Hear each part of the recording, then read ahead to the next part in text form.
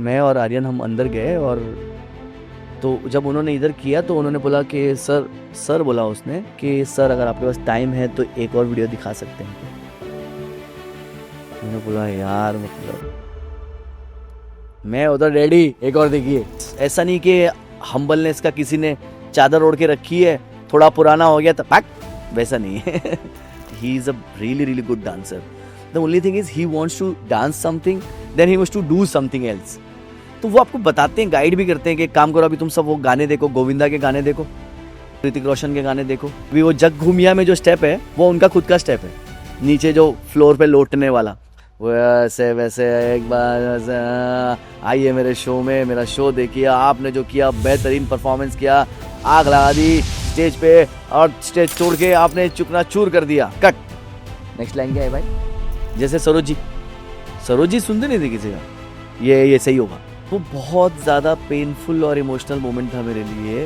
वो फिल्मों में बताते हैं ना कि बच्चे को बचाना है कि माँ को बचाना है, वो वाली सिचुएशन आ गई थी। अजय सर को इन लोग बॉस बोलते हैं इंडस्ट्री में, बॉस आए तो अजय सर आए तो बोले कि अभी बॉस को क्या स्टेप दिया है, तो मैंने बोला कि सर वो, तो मुझे उन्होंने कंधे पे हाथ रखा, रोहित शेट्टी सर ने बोला एक मुदस्सर।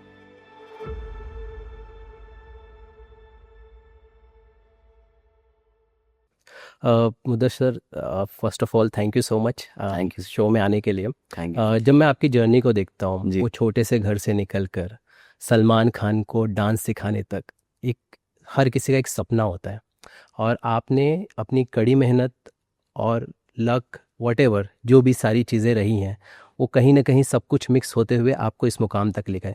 मुझे ये बताइए, as a artist, hard work और लक कितना परसेंट आपके करियर में इफ़ेक्ट किया? मानते हैं, नहीं मानते हैं? और अगर रोल रहा है इन दोनों का, तो कितना रोल रहा है?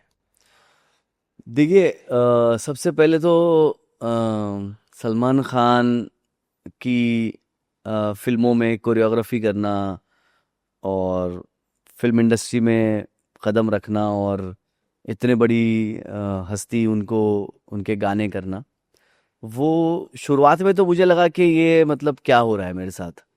मैं सच बताऊं तो मुझे शुरू में तो यकीन नहीं आ रहा था कि मैं कर रहा हूँ काम।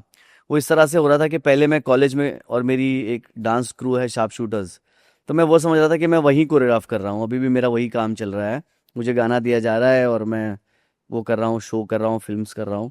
तो काफ़ी हद तक, काफ़ी दिनों तक मुझे वो, मैं अपने आप को यकीन ही नहीं कर पाया कि मैं I am doing his songs. कुछ दिनों एक अचानक, क्योंकि और सलमान सर मुझे रेगुलरली एक के बाद एक उनका शोज, कभी आईफा अवार्ड्स, कभी फिल्म फेयर अवार्ड्स, कभी ये, कभी वर्ल्ड टूर फिर स्टार्ट हो गया, फिर दबंग का सॉन्ग आ गया, फिर उसके बाद रेडी के गाने आ गए, ढिंका चिकाओ, मतलब everything was very very quick. तो मुझे रियलाइज्ड, बोलते ना अरे भाई पार्टी तो दो, वो चीज़ हुई नहीं। एक साल 1.5 साल के बाद अचानक से मैं उनके साथ में खड़ा हूँ और वो मैं मैं सिखा रहा हूँ, मेरी टीम खड़ी है और घर पे गैलेक्सी में मैंने कुछ स्टेप ऐसे कराया ऐसे, और सर ये ऐसा है 1 2 3 4, एंड ही वाज लाइक 1 2 3। तो कभी भी ऐसे ब्रेक लेते हैं वो, और वो सोचते हैं कि ये किस तरह मेरे फैंस को, वो अपने हमेशा उस तरह सोचते हैं कि मैं इसको, इसमें क्या चीज़ ऐड करूं जो फिर मेरे फैंस को अच्छी लगे। तो वो इम्प्रोवाइज करते रहते हैं? इम्प्रोवाइज नहीं, ऐड करते हैं। अच्छा, ऐड ऑन करते हैं। इम्प्रोवाइज भी करते हैं कभी कभार, और कभी कभार ऐड भी करते हैं। देखिए एक कोरियोग्राफर का मतलब होता है वो एक वर्ल्ड क्रिएट करता है गाने में, तो उस वर्ल्ड में उसके पास बहुत सारी उसके इनपुट्स दिए जाते हैं। जैसे हमारा जो एक्टर है वो पुलिस वाला है, हमारा जो लोकेशन है वो एक पुलिस स्टेशन में होना है, और वहाँ पर गाने से पहले ये होता है, तो इसीलिए वहाँ पर इस तरह का गाना हो रहा है और सभी लोग डांस करते, तो एक पूरी की पूरी कहानी हमें मिल जाती है। अब उस कहानी के बाद का जो वर्ल्ड है वो हमें क्रिएट करना होता है कि हम इस तरह करेंगे, फिर पुलिस वाला वहाँ जाएगा, फिर वो वहाँ डांस होगा, फिर डांसर आएंगे, फिर वो, so ये बहुत सारी एलिमेंट्स हम ऐड करते जाते हैं, लिखते हैं, प्लान करते हैं पूरे सॉन्ग को। फिर उसके बाद जो जो हमको इनपुट्स मिलते हैं हम उस इनपुट्स को सजाते हैं। तो ये हमारा काम होता है कि हम उन इनपुट्स को लें और उसको सजाएं। कभी कभार हमें लगता है कि नहीं सर ये अच्छा नहीं लगेगा, तो हम बोलते हैं कि सर ये अच्छा नहीं लगेगा, सर ऐसा करें तो अच्छा लगेगा। तो वो कन्विंसिंग भी आपको होना पड़ता है। आपको आना चाहिए वैसा कि आपको आपको आपके काम को बताना आना चाहिए कि मैं ये चाह रहा हूँ सर, कि मैं ऐसा चाह रहा हूँ कि ये ऐसा दिखेगा तो अच्छा लगेगा, अच्छा अच्छा अच्छा। तो इस तरह से हमारी पूरी क्या बोलते हैं, जर्नी चलती है एक गाने की। तो वो ऐसे ही मैं सिखा रहा था, कुछ कर रहा था कार्ड स्टेप्स, और वो स्टेप्स कर रहे थे तो वो सोच रहे थे कुछ। तो मैं सिखाते वक्त ऐसे ही 1 सेकंड के लिए मैं रुका और मैंने उनको देखा, और सुबह में मैं किसी कॉलेज में कोरियोग्राफ कर रहा था उसी दिन।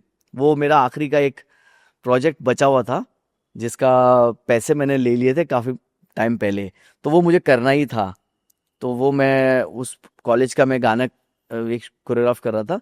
तो वो शुरू में वो कॉलेज में वो बच्चे खड़े थे मेरे बगल में, और जैसे ही फट से मैं भाग के फिर बैंड्रा पहुंचा, और सर खड़े हैं नेक्स्ट मेरे बाजू में।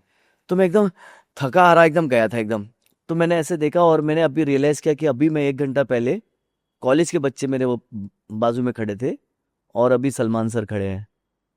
तो वहां मुझे एकदम से मेरे को रियलाइज़ हुआ कि यार, यार सलमान खान को सिखा रहे हैं। और मेरी टीम को मैं देखने लगा, मैं तब जागा, मतलब क्योंकि मुझे वक्त ही नहीं मिला, होश ही नहीं आया।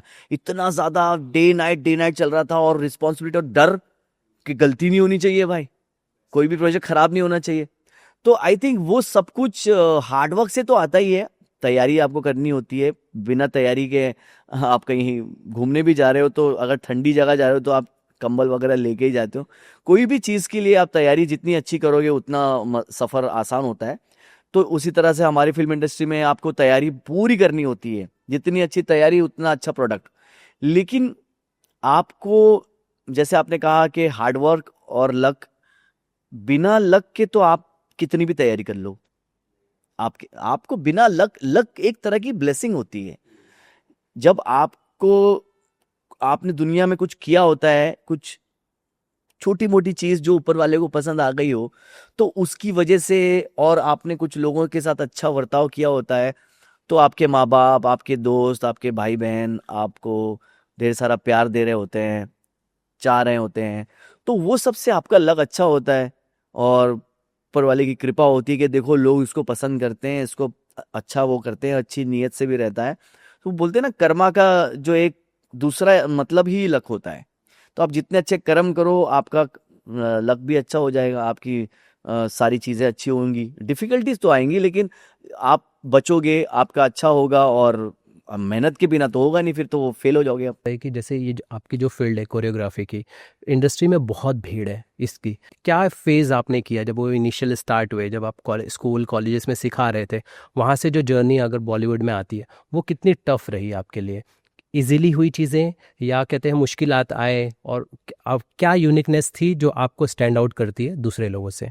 जिंदगी तो भारी है यार, कैसे हो सकता है, आसान तो हो नहीं सकती है। लेकिन यह है कि फिल्म इंडस्ट्री मुझे थोड़ी सी ज़्यादा हार्ड इसलिए लगी क्योंकि मैं फिल्म इंडस्ट्री के बैकग्राउंड से नहीं आया था।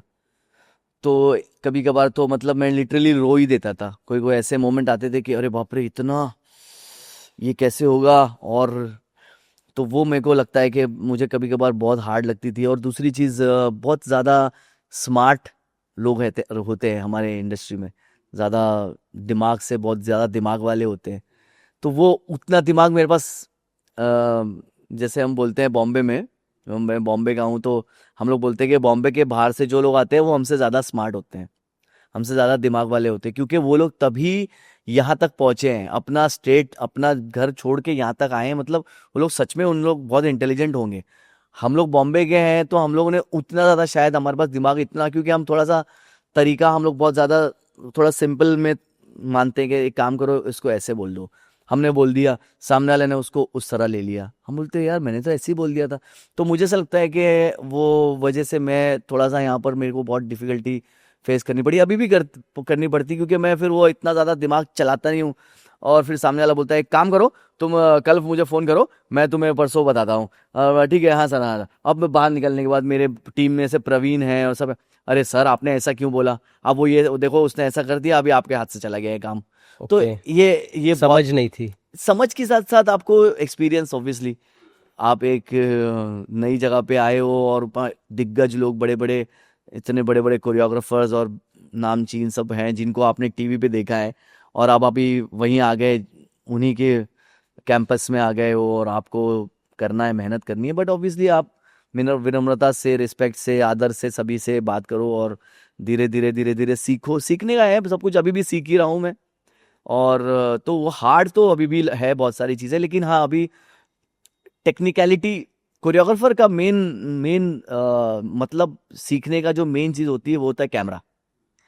अगर आपको कैमरे की टेक्निकलिटीज़ नहीं आई तो फिर तो बहुत मुश्किल हो जाएगा आपके लिए, बहुत मुश्किल हो जाएगा। क्योंकि आपको ये समझना होता है कि ये डांस जो है, ये जो स्टेप है या ये जो खड़े होने का पोस्चर है, ये सबसे अच्छा कौन से एंगल से दिखता है।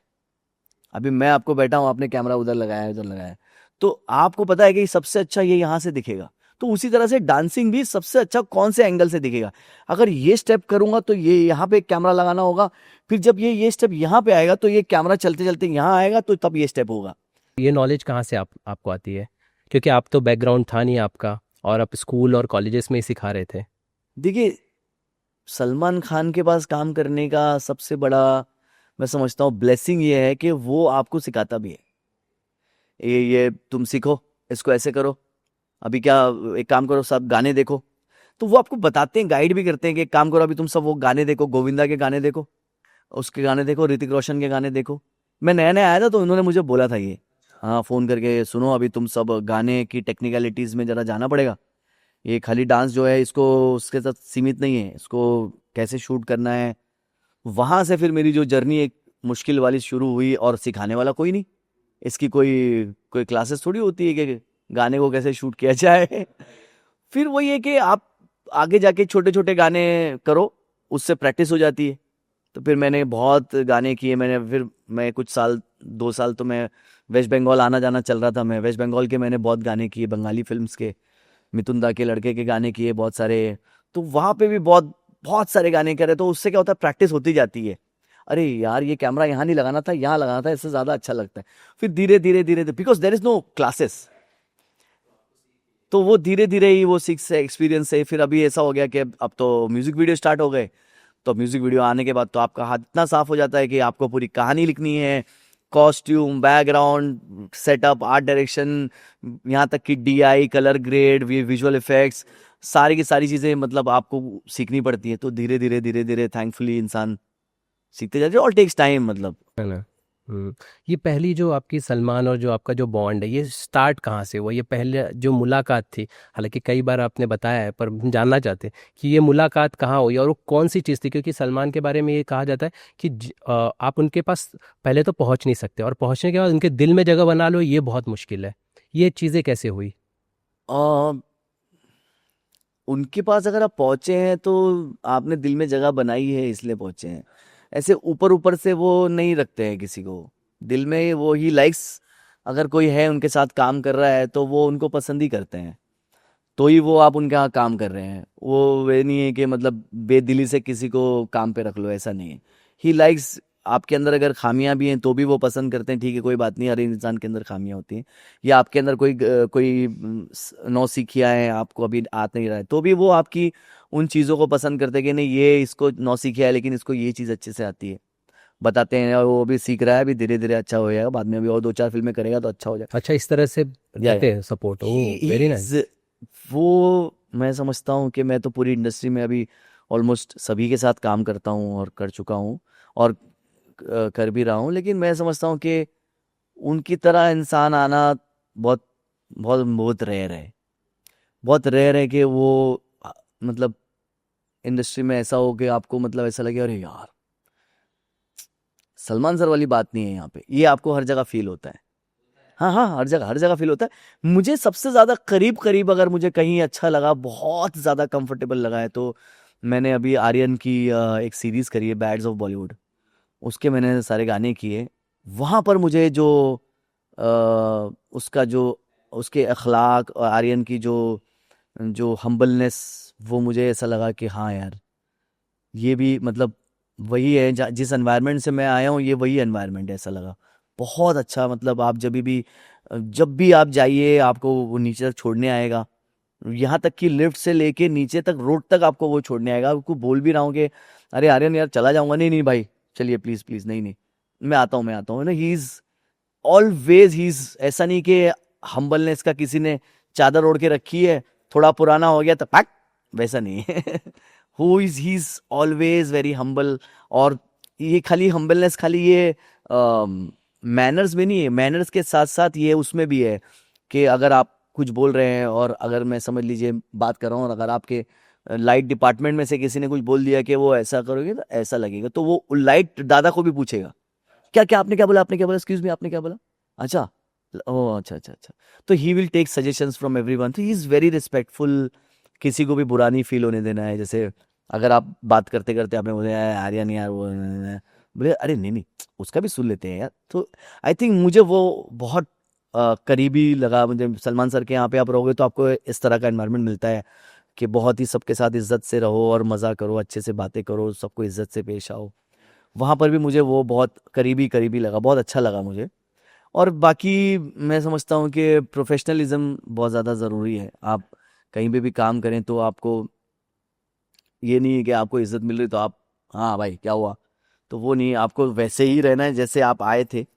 तो ही आपको, because it's all about give and take ना, आप इज्जत आपको मिल रही है तो आपको इज्जत देनी भी है। तो आप जो इज्जत दोगे वो इज्जत के साथ साथ आपका जो प्रोफेशन है वो भी आपको धार करते रहना है। आप बोलोगे कि हाँ भाई ऐसा साला सा क्या, वो बोलेगा भाई काम तो आता नहीं क्या है। मुझे सर एक बहुत इंपॉर्टेंट चीज़ आपने कही, आर्यन का जो आपने नेचर बताया, वहाँ कैमरा नहीं है, फिर भी वो बंदा आपको आता है नीचे तक छोड़ता है, आप कहते हो कि चले जाओ कोई ज़रूरत नहीं है, लेकिन वो उसकी हम्बल नेचर है, उसका व्यवहार है या उसके अखलाक है जो उसके पेरेंट्स से जी आते जी हैं, जी। राइट ना। तो और जबकि हम दूसरे अगर इंस्टाग्राम वगैरह पे देखें, जब आर्यन की कोई भी स्पॉटिंग आती है, रील्स है, वहाँ उनका एक फेस आता है, लोग बोलते हैं यार ये तो घमंड टपक रहा है, मैं एक हम्म बात कह रहा हूँ आपको। हम्म। लेकिन आप जो बता रहे हो ये सारी चीज़, वहाँ तो कैमरे लगे नहीं है, लेकिन ये उसकी चीज़ है। दो नरेशन जो हमें आर्यन का मिलता है, ये बहुत अमेजिंग है। तो ये क्या, आप क्या समझते हैं क्यों हो जाता है ऐसा? ये देखने वालों की नज़र में थोड़ी सी कमी है मुझे लगता है। हम्म।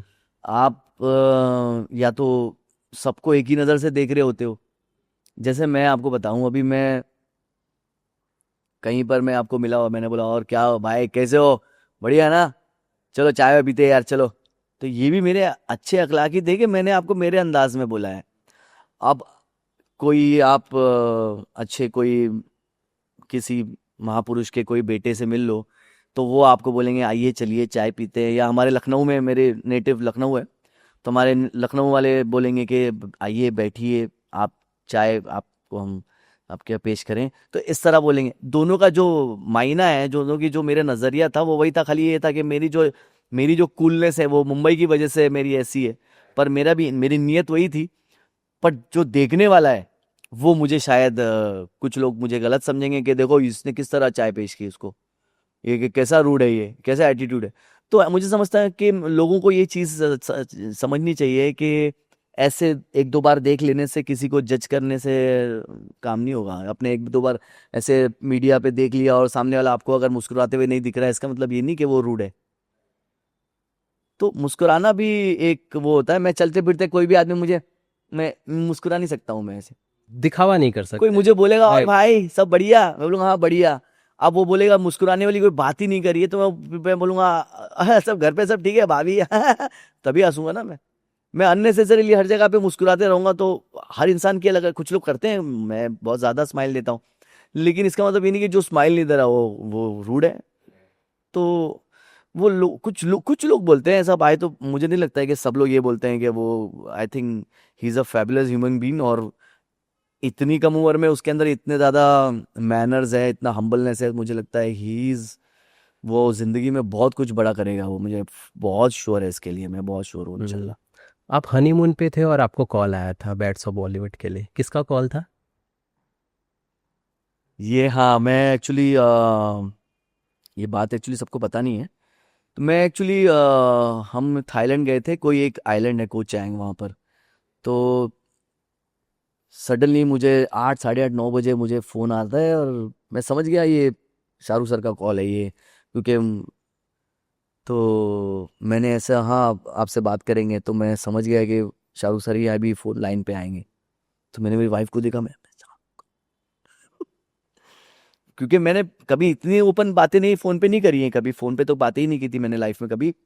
एक दो मैंने कुछ शोज पहले के कुछ किए तो थे, वहाँ मुलाकात हुई थी। मुलाकातें वहाँ हुई थी। फिर एक बार पहली बार जब सलमान सर और शाहरुख सर मिले okay. After a long time, Eid वाल।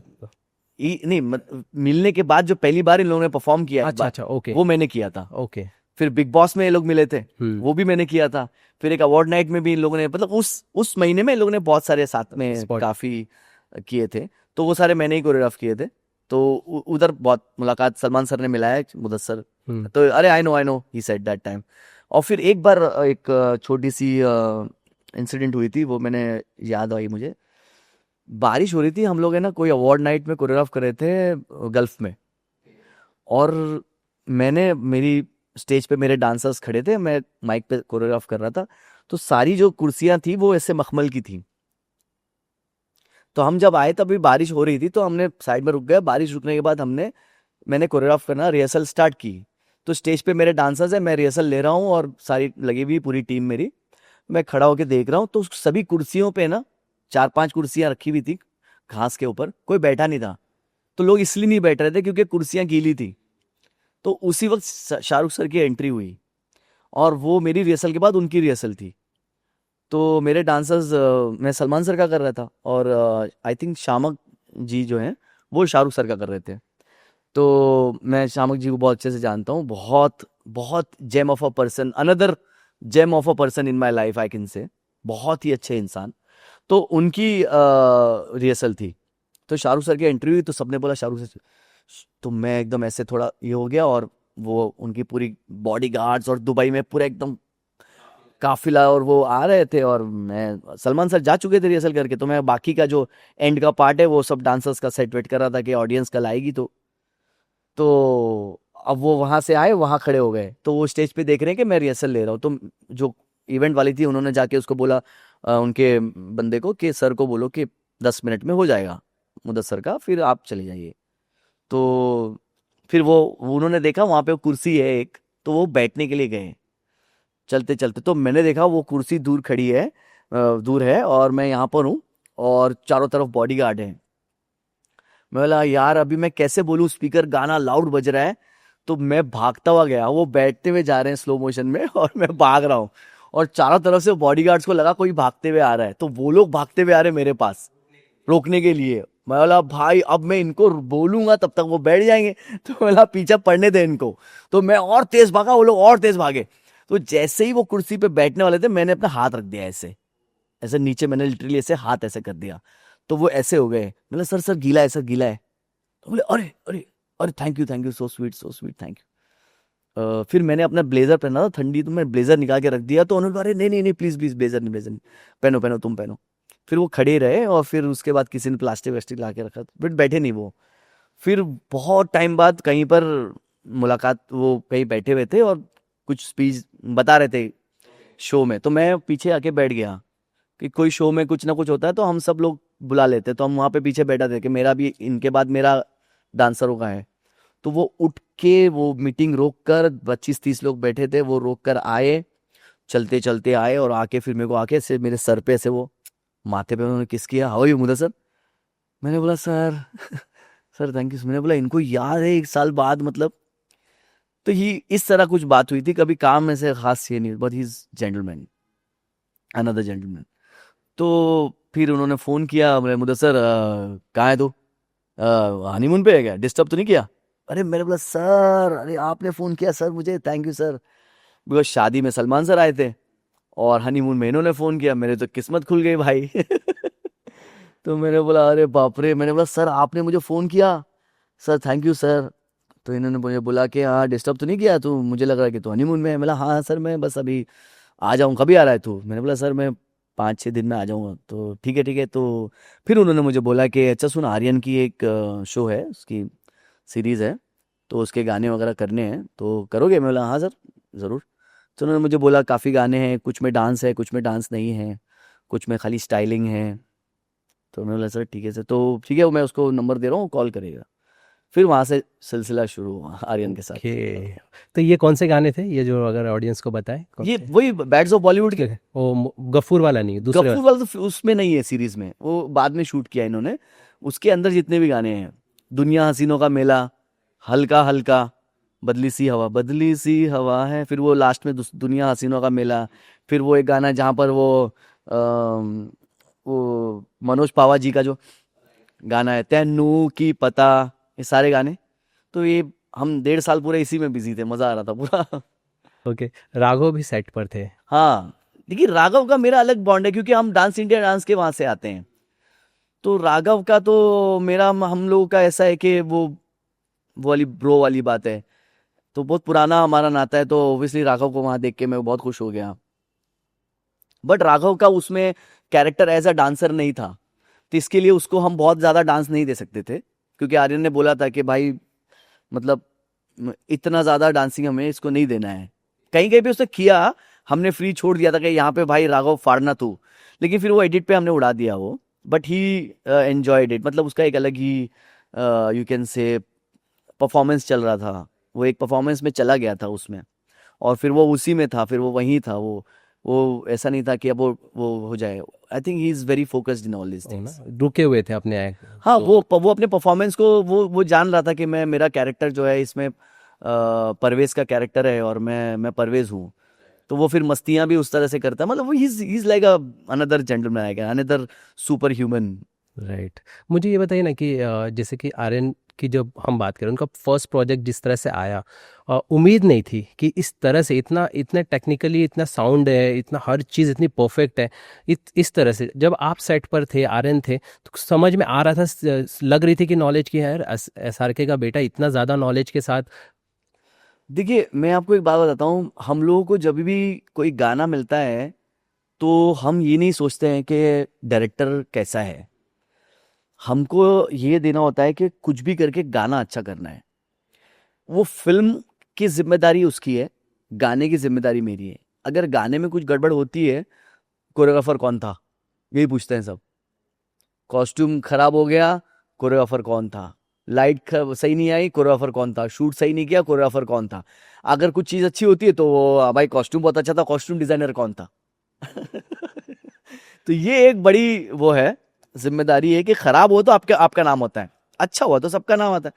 तो वो हमारा बहुत बड़ा वो रहता है कि कुछ भी करके गाना अच्छा करना है हमें।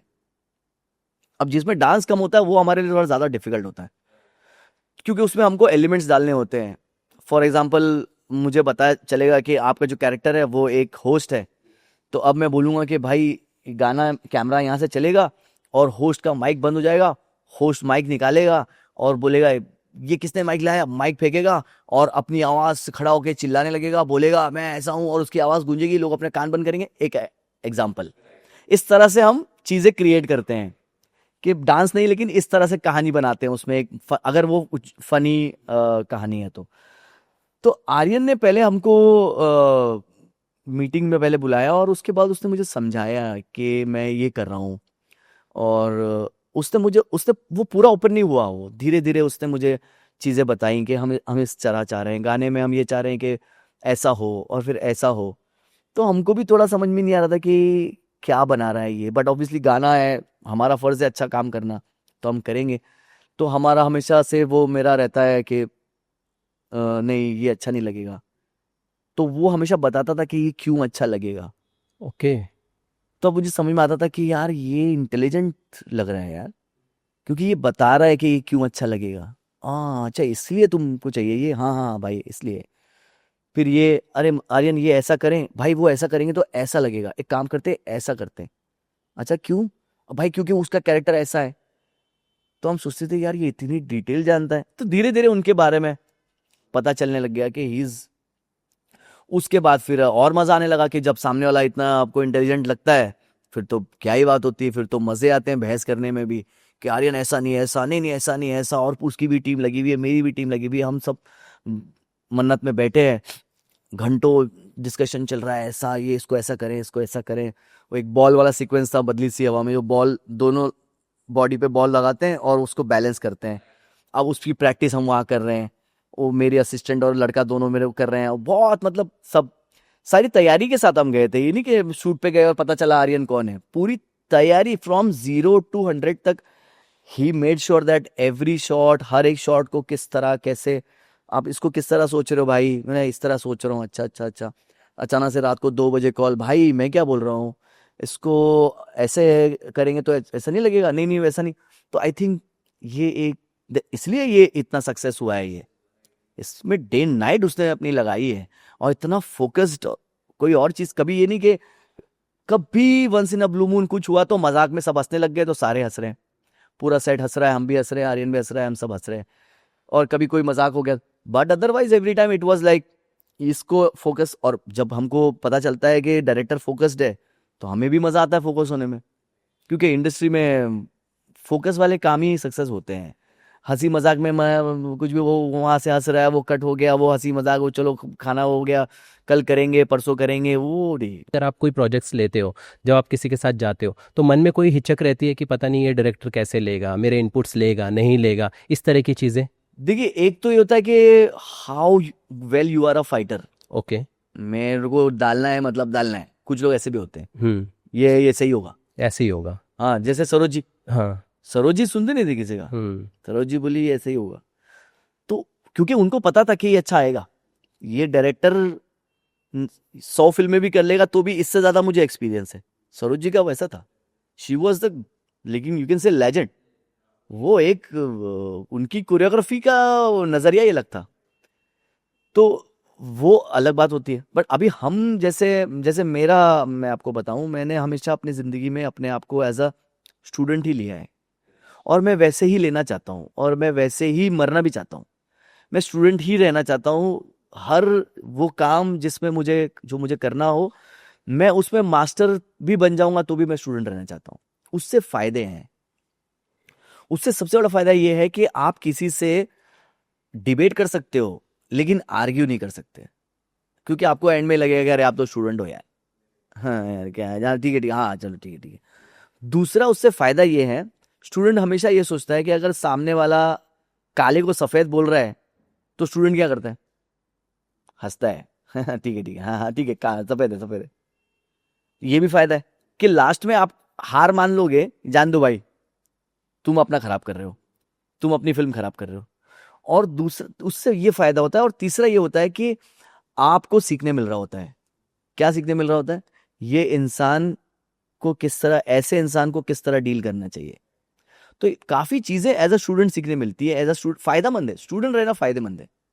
आप बोलोगे कि मैं अभी इंडस्ट्री में हो गया, मेरे को अभी 200 गाने मैंने कर दिए हैं, अभी तू कौन है भाई, ये मैं ऐसा ही करूंगा, ठीक है ऐसा ही होगा, नहीं तो नहीं करूंगा गाना। तो फिर वो film industry is all about give and take. ये दादागिरी वाली जगह नहीं है। आप बोलोगे नहीं है सही होगा, वैसा नहीं है। तो आई थिंक आर्यन के साथ, इवन सलमान सर के साथ, you be like a student and then the song is better. वहां पर मैंने हमेशा देखा है, मेरे आज कितने साल मुझे हो गए, थैंकफुली अल्हम्दुलिल्लाह, मैं अभी भी, मेरा उनके साथ वही रिश्ता है। यहाँ तक कि अभी तो कितनी बार वो गाने किसी और को भी देते हैं तो बताते हैं, देखो ये गाना मैंने किया है, देखो अच्छा है ना। तो ये इस तरह से अभी मेरा वो नहीं है कि मैं सिर्फ मैं ही करूंगा, ऐसा वो नहीं है अभी। तो अभी अभी रिसेंटली आप गलवान में भी सिखा कर आए अभी एक गलवान का बताना नहीं चाह रहा था, पता नहीं कैसे पता चल गया आपको। तो हो। ये बताइए क्या किस तरह का रहा? अभी कुछ ही दिन हुए आपको वहाँ से? यार वो मतलब बहुत खूबसूरत सॉन्ग है, हाँ। That is going to really change a lot of things. Very nice, great song है, बहुत अच्छा सॉन्ग है वो। बहुत मेहनत की हमने, और आई थिंक बस उसको भी मैं ज़्यादा बोलना नहीं चाहूँगा। इट्स बहुत मज़ा आया, बहुत ही परफॉर्म सो वेल। मतलब हम सलमान का कुछ और रूप देखने वाले इस गाने से, या इट्स लाइक सलमान सॉन्ग जो जैसा हम? No, it's not like, see, it's every time whenever you see Salman's song, it's always something you get. कुछ तो मिलता है, कभी बेल्ट निकाल लिया, कभी मुन्नी बदनाम हो गया, कभी फेविकोल हो गया, कभी कुछ हो गया, कभी जलवा हो गया। तो वो तो रहता ही है, वो तो वो उनकी चीज है। वो हर अपने ऐसे गानों में कुछ ना कुछ एड ऑन्स करते ही हैं। अभी वो जग घूमिया में जो स्टेप है वो उनका खुद का स्टेप है, नीचे जो फ्लोर पे लौटने वाला। हालांकि वो किसी और सॉन्ग में वो करने वाले थे, मुझे एक बार दिखाया था उन्होंने कैसा है ये तो बहुत सब हंस रहे थे, तालियां बजा रहे थे, तो वो जग घूमिया में उन्होंने रखा। तो ऐसा कुछ ना कुछ वो ऑब्वियसली वो ऐड करते ही हैं। But I am talking about performance. उनकी परफॉर्मेंस बड़ी शानदार है, बहुत शानदार। उन्होंने अपनी मेहनत करी है, परफॉर्म किया है, और everything is really good in that. बस I wish everything goes well. Right. अच्छा, आपने ना पूरी बातचीत में बहुत इंटरेस्टिंग चीज़ कही कि सलमान जो है वो अपने गानों में इनपुट्स तो डालते ही डालते, साथ में वो आपने कोरियोग्राफर लाइक यू कि आप गोविंदा को देखो, ऋतिक को देखो, वो सारी चीज़ों को इनपुट लो, मतलब वो आपको बता रहे कि यार यहाँ से भी लो। तो उनका जो कन्विक्शन होता है गानों को लेके, डांस को लेके, क्योंकि वो उस तरह के डांसर नहीं माने जाते जैसे गोविंदा है या ऋतिक है, लेकिन वो आपको कहते हैं, आदेश देते कि यार प्लीज़ ऐसा देखो, कुछ ऐसा लाओ। तो ये सारी चीज़ जो उनका जो डेडिकेशन है टुवर्ड्स प्रोजेक्ट को लेके, वो समझाइए ज़रा। देखिए, ही इज अ डांस लवर, ये मैं आपको बता देता हूँ। उसको पसंद है dancing, that is why he is dancing now also. मैं जब इस इंडस्ट्री में आया था, ऑलरेडी वो 25 साल से डांस कर रहे थे, और अब आप सोचिए मुझे आके भी कितने साल हो गए हैं। अभी भी मैं उनके शोज, अवार्ड नाइट्स, और अभी हम दोहा में कोरियोग्राफ कर रहे हैं उनका world tour, the bank tour, तो अभी भी he is performing. So I think अगर ये इस बात का देख लीजिए आप, कोई और ही नहीं होगा, मैं तो बोलता हूँ कोई नहीं होगा आज के टाइम पे, कोई भी नहीं होगा जो इतने साल तक अवार्ड नाइट्स में अभी तक परफॉर्म किया हुआ है, कोई भी नहीं होगा। मैंने खुद, मैं जब देखता हूँ, अरे बाप रे, ये तो इतना पुराना है, जब मैं स्कूल में था तब से he is dancing dancing dancing dancing dancing dancing dancing, and now still he is dancing with the same positive energy. When he goes to the stage, his audience loves like crazy. मतलब public ऐसा सोचती है कि आए, ऐसा नहीं कि आया हीरो, ऐसे पोज दिया, डांस किया, स्टेप किया, अपना अपना चला गया, नहीं, ही गेट्स इनटू देम। तो वो डांस लवर है, he is a dance lover.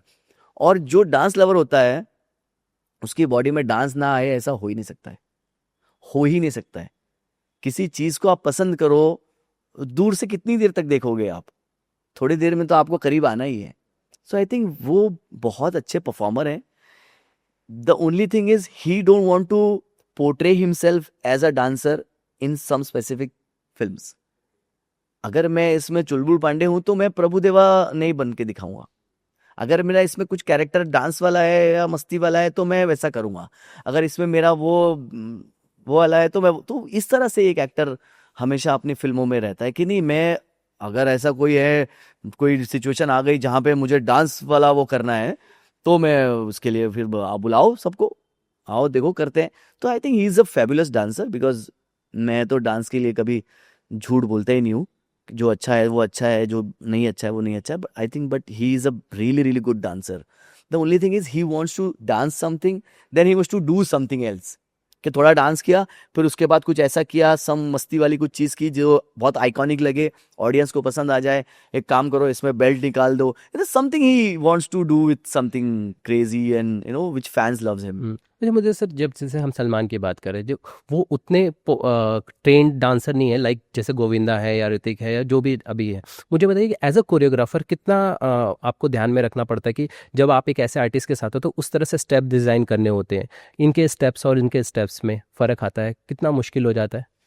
देखिए, चाहे कोई भी आर्टिस्ट हो, आपको उस आर्टिस्ट को, जो फैंस उनको जिस तरह पसंद कर रहे हैं, आपको उन फैंस को भी नजर में रखना पड़ता है। अच्छा, उसके अराउंड ही बनना हो। वो भी देखिए, आप आज जीन्स आपको अच्छी लगती है, आप घड़ी आपको अच्छी लगती है, मैं कल बोलूं आप हैरम पैंट पहन लो, आपके घर वाले, आपके दोस्त यार आपको जीन्स में पसंद करते हैं, आप अचानक से हैरम पैंट पहन लेंगे तो आप हंसेंगे नहीं। राइट। तो एक आपका स्टाइल है और एक आपका ऑरा बना हुआ है, आपके चाहने वाले आपको इस तरह चाहते हैं, तो उसी उसी स्टाइल और उसी नज़रिए से आपको एक, ताकि ऑडियंस को लगे हाँ, वो इंतज़ार करते हैं कि अब क्या आएगा, अब क्या आएगा। तो उस तरह से, जैसे मैं एक बार है ना, मैंने कोई फिल्म का सॉन्ग करा था मैं, अभिषेक बच्चन का, उसका फिल्म का नाम था बोल बच्चन।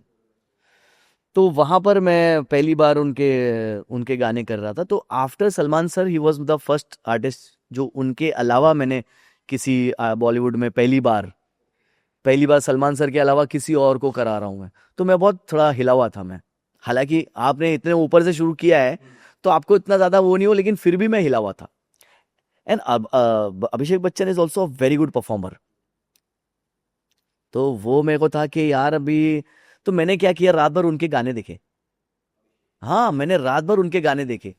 फिर जब सुबह में मैं उनको मिला तो मैंने वो मेक श्योर किया कि वो जो जिनका उनका जो डांस स्टाइल है, वो उस स्टाइल की ही नई कोरियोग्राफी निकालूं मैं, ये ना हो कि उसमें थोड़ा वो आ जाए, क्योंकि उन्होंने मुझे बोला भैया सर क्या यहाँ पे मुझे तो सलमान खान के स्टाइल तो नहीं देगा। मतलब नहीं नहीं सर, मैंने आपके बहुत गाने देखे हैं, मैं वो स्टाइल मैंने समझ गया हूँ मैं। तो फिर मैंने कोरियोग्राफी दिखाई तो उनको पसंद आई। वो पहला गाना हमने किया था वो नच चले खुल के तू नच चले, तो वो फिर उनको पसंद आया, फिर हमने शूट किया जयपुर में। ऐसे तो सबका एक अलग अलग स्टाइल है, एक सबका एक ऑरा है। अभी रजनी सर का आप देख लो, तो रजनी सर को आप कोई और स्टाइल देंगे तो वो फैंस उनको पसंद नहीं करते ना। फैंस जो चाहते हैं, दे लिव फॉर फैंस। वो चाहते हैं कि हमारे फैंस ने हमको इतना पसंद किया, इतना बनाया है, अब मैं कुछ और करूं जो दूसरे भी कर रहे होते हैं, तो क्यों करूं मैं। राइट। बोल बच्चन पे अजय देवगन भी थे, उनको मिला आपको उनको? अजय सर का एक सेगमेंट था जहां पर वो आते हैं और वो सब रुक जाते हैं और वो अचानक से सोलो करते हैं। तो मुझे वहां पर एक सीख मुझे मिली। मैं नया था तभी इंडस्ट्री में थोड़ा, तो मुझे रोहित शेट्टी जी ने मुझे ब्रेक दिया था बोल बचन में। तो उन्होंने मुझे बोला कि मैं थोड़ा ऑब्वियसली सलमान सर के यहाँ किया हूँ, और तो थोड़ा फाड़ू, हम बोलते हैं बॉम्बे में फाड़ू वाले डांस में विश्वास रखता था बहुत। तो वहां पर हमने वो बहुत तोड़म ताड़ी चालू कर दी, यूं धूम धड़ाका जोर जोर से स्टेप्स ये वो। फिर उसके बाद अजय सर आए। अजय सर को इन लोग बॉस बोलते हैं इंडस्ट्री में, बॉस बॉस आए। तो अजय सर आए तो बोले कि अभी बॉस को क्या स्टेप दिया है। तो मैंने बोला कि सर वो, तो मुझे उन्होंने कंधे पे हाथ रखा रोहित शेट्टी सर ने, बोला एक मुलत सर, तुझे एक बात बता, गणेश आचार्य जो है वो ज्यादातर गणेश आचार्य अजय देवगन के बॉस के गाने क्यों करते हैं। तो मैंने बोला कि वो और ऋतिक रोशन के गाने करते हैं। मैं बोला हाँ, ऋतिक रोशन के भी करते हैं गणेश आचार्य, और अजय देवगन के भी करते हैं, तो क्यों है ऐसा। तो मैंने बोला कि क्यों ऐसा, तो बोले क्योंकि वो उस आर्टिस्ट को उसकी एक अदा जो है, उस अदा को स्टेप देता है वो। उन्होंने गणेश आचार्य के बारे में इतनी बड़ी बात बोली। तो तुझे भी ऐसा बनना पड़ेगा, तू हर जगह पे सबको ऐसे धूम धड़ाका नहीं दे सकता है। वो इतना मेरे को सीखने मिला वहां पर उस बात से, कि मैंने फिर वहां पर कुछ ऐसा छोटा वाला ऐसा कुछ ऐसा स्टेप दिया जो था। बट देन वो मुझे बहुत सीख मिली मुझे। मैंने फ्यूचर में भी बहुत लोगों के गाने किए, नए एक्टर्स के भी किए। तो वहां पर मुझे वो सब काम आया कि हर कोई इंडस्ट्री में हर कोई इतना बड़ा डांसर थोड़ी है। हर एक, ऋतिक रोशन एक है, गोविंदा एक है, शाहिद कपूर है, फिर अभी टाइगर श्रॉफ अच्छे डांसर हैं इतने बहुत ही बेहतरीन।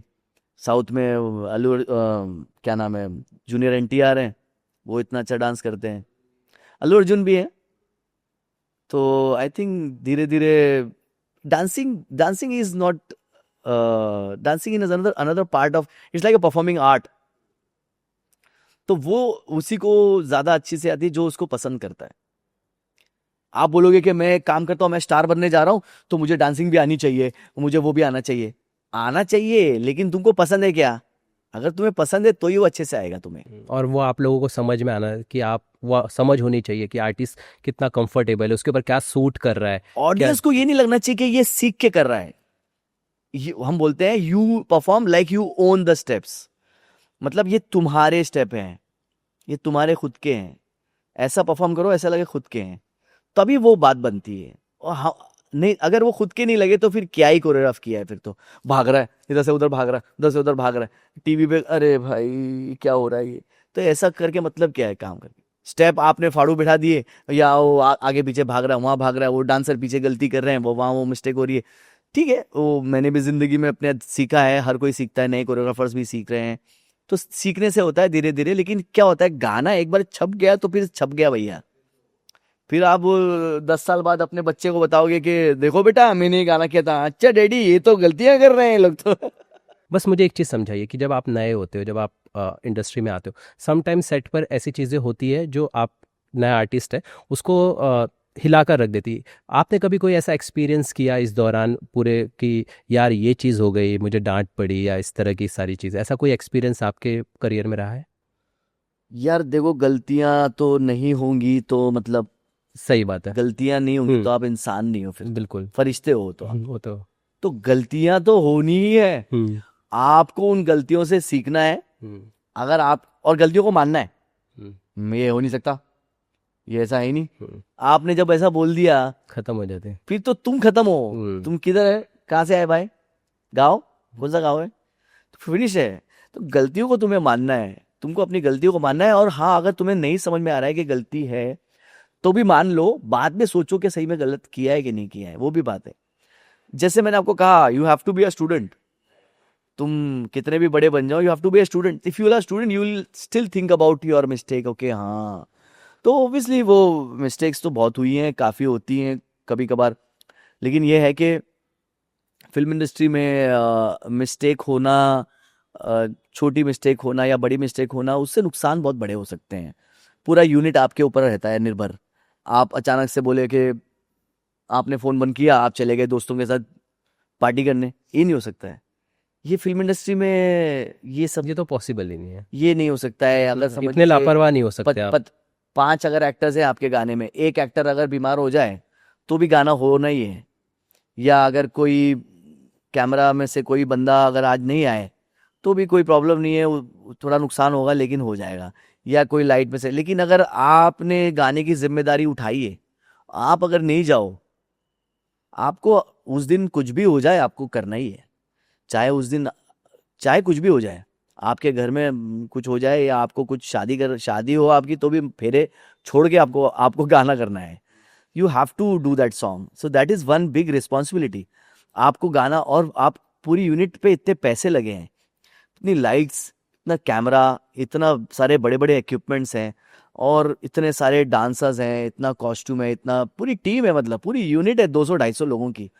आप वहां पे खराब नहीं कर सकते काम। आपको तो मतलब वहां पर इसकी माँ का मतलब फिल्म मेकर बन जाना है कि इसको ऐसा होना चाहिए, डांसर्स ऐसे आएंगे, ऐसे पीछे से बहुत लड़के लोग आएंगे, लड़कियां ऐसे खुलेंगी, पीछे से हीरो एंट्री करेगा और कट, चलो रेडी रेडी। तो आपको तो ऐसा रहना है वहां पर कि इतना फोकस, खाना बाद में, खाना बाद में, खाना बाद में। तो इस तरह आपको तो रहना है। भले वो खाने का ब्रेक तो आपको देना ही है, लेकिन आपको मतलब खोए रहना है उसमें, पूरा खोए रहना है उसमें। और आपकी लाइफ में ऐसा मोमेंट आया है जब आपकी बेटी हुई, आपको दबंग टूर के लिए दुबई जाना पड़ा? हाँ। वो भी एक मतलब एक पर्सनल लाइफ है यार जहाँ पे आपको किसने बताई ये बातें यार, खतरनाक बातें हैं ये तो यार। हाँ, फिर आगे आगे बोलो। ये एक तरफ पर्सनल लाइफ की वो मोमेंट है जिससे हर फादर है ना, हर पर्सन जीना चाहता है, लेकिन एक तरफ काम है जो आपको बुला रहा है, आपको वहाँ पे प्रेजेंट रहना है। एक्चुअली वो बहुत ज़्यादा पेनफुल और इमोशनल मोमेंट था मेरे लिए, क्योंकि मेरी wife, she was in some complications of pregnancy. वो आखिरी की 1 से 1.5 महीना वो हॉस्पिटल में थी। तो वो फिल्मों में बताते हैं ना कि बच्चे को बचाना है कि माँ को बचाना है, वो वाली सिचुएशन आ गई थी। बहुत बुरी सिचुएशन थी। और मेरी बीवी का बहुत चांसेस कम था, मतलब बेटी फिर भी हेल्दी थी पेट में। तो मैं ये सोच रहा था कि ये क्या हो रहा है, मतलब मैं हॉस्पिटल में ही रहता था, काम पे जाता था, शूट करा, किया, सीधा हॉस्पिटल। सलमान सर को मैंने लास्ट लास्ट में बताया ये बात, so he was like anything is there, I am there. He was, सभी लोग उस वक्त मेरे से वो थे कि कुछ भी है तो हम हैं, लेकिन ये सिचुएशन में क्या ही आप कर सकते हो। हर एक की हर एक की दुआएं थी, हर एक की वो थी, लेकिन वो सिचुएशन मेरे लिए बहुत ही हेल्पलेस थी। तो फिर वो, थैंकफुली वो होली फैमिली हॉस्पिटल जो बैंड्रा में है, उन लोगों ने मेरा बहुत सपोर्ट किया, डॉक्टर्स ने। और उन्होंने होप्स दिलाया मुझे कि डोंट वरी, मतलब हम तो ऐसी बातें हम कर रहे थे, मैं और मेरी वाइफ के, ऐसा लग रहा था कि बाप रे, क्या मतलब ये क्या हो रहा है सिचुएशन। और बहुत ही पेनफुल थी वो चीज़ें। एक एक दिन हम गिनते थे, बिकॉज हमको कैसे भी करके हमको वो 28 हफ्ते पहुंचाना है। तो एक एक दिन हम काउंट करते थे। एक दिन फिर सैटरडे आता था तो मैं मेरी वाइफ को बोलता था 21 वीक्स, 24 वीक्स, 25 वीक्स। एक एक हफ्ता हम जिंदा रख रहे हैं, मतलब एक एक हफ्ता अपने आप को संभाल रहे हैं, उसको वो कर रहे हैं। And she is, my wife is very strong. मैं बस जिंदगी में ये चाहता था कि मैं किसी स्ट्रांग लड़की से शादी करूं, और वही मुझे मिला। कि मैं नहीं चाहता था कि मैं नहीं चाहता था एकदम ऐसी कोई प्यारी सी छुई में, हाँ वो भी अच्छी लड़कियां होती हैं, लेकिन मैं चाहता था कि मैं कोई स्ट्रॉन्ग हिम्मत लड़की से दे, शादी करूं बिल्कुल। कि सुनो हम्म। मैं हूं तुम्हारे साथ, टेंशन मत लो, टेंशन मत लो। क्या हुआ? अरे यार मेरे को कुछ हो जाएगा तो गाने में प्रॉब्लम हो जाएगा, गाना खराब हो जाए कुछ भी हो जाए, तुम्हारी हेल्थ इंपॉर्टेंट है, टेंशन नहीं लेना, और आगे गाने आएंगे। मतलब इस तरह इस ओके। एक स्ट्रांग, इस तरह से एक स्ट्रांग वुमन मुझे चाहिए थी। जैसे कहीं हो गया, अरे कहीं मेरा ऐसा ना हो जाए कि मेरा नुकसान हो जाए यार, फिर तो मेरे बहुत प्रॉब्लम हो जाएगा, होने दो, टेंशन मत लो, ज्यादा दिमाग पे ज्यादा स्ट्रेस मत लो, फोकस रहो, बी पॉजिटिव, इस तरह से मुझे। So I think she was really really positive. और वो लास्ट में जब आखिरी दिन था, आखिरी रात थी, मेरी 4 बजे की फ्लाइट थी दुबई के लिए, और 12 बजे इसने मेरे को, डॉक्टर्स ने बोला कि मुदस्सर 12 बजे we have to do the operation. अब इन्होंने सब मुझसे लिखवा लिया, सारी चीज़ें डॉक्टर्स ने, एनओसी वेनओसी क्या आया, हाँ कि मतलब कुछ भी हो जाएगा, जान जा सकती है, फिर और भी बहुत सारी चीज़ें, ये भी जा सकता है वो भी जा सकता है, बहुत सारी बातें। तो मैं ऑलरेडी अपने आप हिल रहा था, क्या करूं समझ में नहीं आ रहा है। तो उधर ही हॉस्पिटल में ही नीचे लेट के उधर ही जमीन पे सजदे करने लग गया। मैं बोला या अल्लाह भाई बचा ले बस, मैंने बोला सब चाहिए मेरे को बीवी भी मांगता है, बच्चा भी मांगता है, हेल्थ भी मांगता है, सब सही परफेक्ट चाहिए। मांगू तो सब मांग लू ना। अब मैं बोलूंगा या अल्लाह एक काम कर मेरी बीवी को भी बचा ले, या अल्लाह एक काम कर मेरे बच्चे को भी बचा ले, इससे अच्छा मैं सभी मांग लूं, क्योंकि डॉक्टर्स ने बोला था कुछ ना कुछ तो तुम्हारा नुकसान होना ही है इसमें। तो मैंने बोला यार या अल्लाह मेरे को सब चाहिए, मैंने बोला मेरे को सब दे दो, मेरे को पूरा कंप्लीट, मेरे को पूरा हेल्दी फैमिली चाहिए, मेरे को प्लीज मेरे को सब दे दो मेरे को। तो वो मांगता ही जा रहा था, मांगता ही जा रहा था, फिर और बैग लेके बैठा हो, बोला यार क्या करूँ। द बैंक टूर में यू कैनॉट, मैंने जैसे आपको बोला मिस नहीं कर सकते हैं आप कुछ भी, आपको जाना ही होगा। तो बस मेरा ये था कि मैं डॉक्टर्स को बोल रहा हूँ कि, बोले मुदस्सर 12 बजे, मैंने बोला मैडम मेरे को एयरपोर्ट निकलना है, और चप्पल पहन के आया हूँ हॉस्पिटल में, परेशान पसीना होके इधर भाग रहा हूँ उधर भाग रहा हूँ, फिर और उधर अलाउड ही नहीं है ज्यादा लोग। फिर मैं कैसे करके फिर आवाज आई बच्चे की, तो बोला एक एक दुआ तो कबूल हो गई। तो फिर वो आए बाहर डॉक्टर्स, और बोले कि कॉन्ग्रेचुलेशंस आपको लड़की हुई है, बेटी हुई है। तो मैंने बोला, मैं रोने लग गया, बोला थैंक यू सर, ये वो। फिर वो उनको लेके चले गए, बिकॉज वो वीक थी, तो कुछ का एक हफ्ता उन्होंने उसमें रखा उसको उसमें। फिर उसको लेके चले गए, बोले फोटो वोटो ले लो, ये वो फोटो ले लिया, वहाँ चले गए। फिर उसके बाद मैं बोला भाई अभी मेन मेन बाकी है हाँ मेन चाहिए, मैंने बोला। तो फिर मैं उसके लिए फिर बहुत दुआएं की मैंने, बहुत सारी साइन किए मैंने कि कुछ हो जाएगा तो हमने रिस्पॉन्सिबल नहीं है वो, बाप रे बाबा। और बॉम्बे के बेस्ट बेस्ट डॉक्टर्स जो थे वो मेरी, उन्होंने मंगा के रखे थे वो डॉक्टर्स ने, अंजुम, डॉक्टर अंजुम थी, उन्होंने सब सारे बड़े बड़े सर्जन थे, और बहुत 2 1.5 घंटा सब चला है। फिर एक कोई आई बाहर, मैंने बोला, बोले यार शी इज़ फाइन। तो फिर मैंने पूछा कि बाकी सब, बोला बाकी सब भी सब ठीक है। तो फिर मैं अंदर गया, मैंने बोला देखिए मेरे को, मैं अभी जा रहा हूँ, अगर 5 मिनट आप मेरे को दे दो तो मैं देख लूंगा उसको। फिर then I went inside and she was like fine, and she was like out in a very bad condition. And मैं बहुत आंख में आंसू था मेरे, वो बोली, मुझे बोली कान में, मेरे को बुलाई आ गई। मैं बोला बाप रे होश में तो है। तो मेरे को कान में बोलती है कि तुम खुश हो ना। मैं बोला अरे, मैं बोला, फिर मैं बोला ये जैसे इसने बोली खुश है, मैं बोला ये ठीक है मैं भागा वहां से, मैं बोला मैं वहां से भागा हूँ, मैं लिटरली भागा हूँ वहां से, हॉस्पिटल से भागते हुए सीधा एयरपोर्ट पहुंचा हूँ मैं बैग वैग लेके। तो बिकॉज बेटी हुई है तो वो लोग सोचते हैं कि भाई पूछ लेते हूँ खुश है कि नहीं, कुछ लोग हमारे हैं ऐसे लोग सोचते हैं कुछ लोग कि बेटी है। But after, I think after my daughter my whole speed started more fast.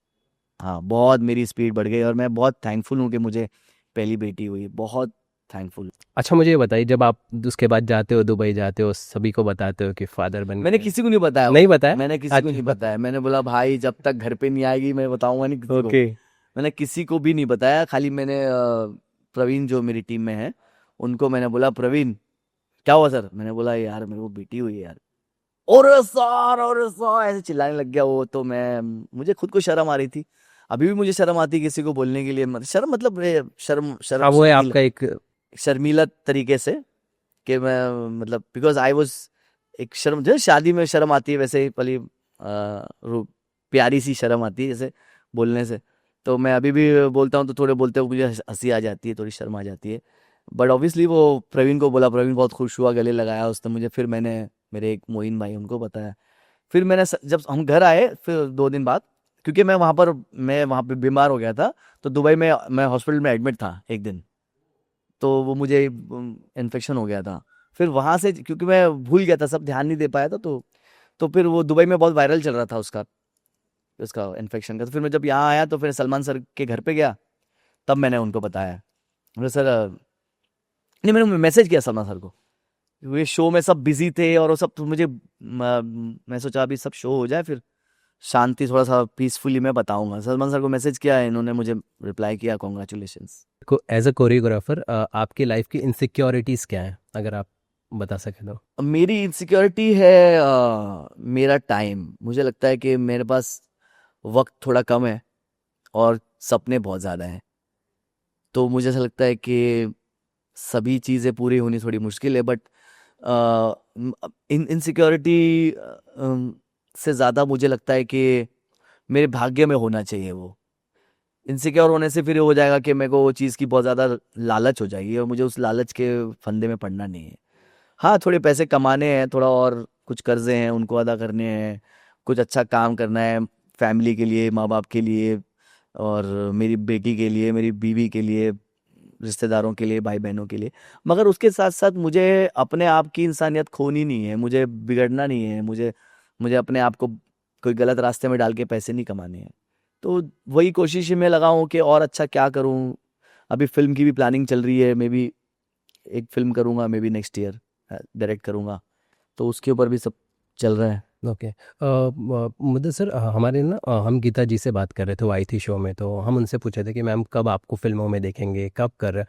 बोलती यार अब मुझे लगता है ना, जो मैंने जिस दौर से आई ना, उसमें बहुत सारे गाने होते थे, बहुत सारी चीज़ें। अब इतने सारे लोग आ गए, काम कर रहे हैं, मुझे लगता है ना कि अब इन्हें करना चाहिए। मतलब अब मैं टीवी और ये सब चीज़ें जोन में ही मैं अपने आप को बेटर फील करती हूँ। कुछ अच्छा प्रोजेक्ट आएगा डेफिनेटली करूँगा, पर मैं अब उस तरीके से नहीं जाऊँगी। तो कहीं न कहीं मुझे ये लगा कि वो इस चीज़ को हाइलाइट करती है कि भीड़ भीड़ जो है बहुत ज़्यादा बढ़ गई है। लोगों की संख्या बहुत ज़्यादा है। अब फ़िल्मों में उस तरह के गाने भी नहीं, जो जिस दौर से वो आए 8-8 10-10 गाने होते थे, अब उतने कम गाने। तो कॉम्पिटिशन लेवल कैसा है? देखिए, मैं तो कॉम्पिटिटिव मार्गदर्शन पे चलता हूँ। मुझे तुम बोलोगे कि मुदस्सर भाई पहले तुम्हारे फील्ड में 10 कॉम्पिटिटर्स थे, अभी 50 हो गए, मैं बोलूँगा वाओ आने दे। मैं तो ऐसा हूँ, मैं तो बोलूँगा। देखिए, जैसे हम हमारे इसमें एक हदीस है जिसमें ये बताया गया है कि अल्लाह ने ये वादा किया है कि कयामत करीब जब दुनिया प्रलय की ओर जाएगी, तो जमीन जो होगी वो तांबे की होगी, और आसमान जो होगा वो लोहे का होगा, आग का होगा, लोहे का होगा, ऐसा कुछ है। तो जब तांबे की जमीन होगी और आसमान जो होगा वो शोलों शोलों से बरस रहा होगा, तो आप सोचिए वो वो जमीन जो है वो कितनी गर्म होगी, बराबर है। तब भी मैं तुम्हें रोजी दूंगा। तब भी मैं तुम्हें रोज़ी दूँगा। हाँ, तो उसने वादा किया है कभी का, प्रलय के टाइम का, जब दुनिया खत्म होने वाली है तभी का, कि भाई जमीन अगर तांबे की हो जाए और आसमान ये हो जाए तब भी तुम्हें मैं रोजी दूंगा। तो मतलब पे अभी तो हुई नहीं ना तांबे की, तो अब तो भी मिलना ही मिलना है।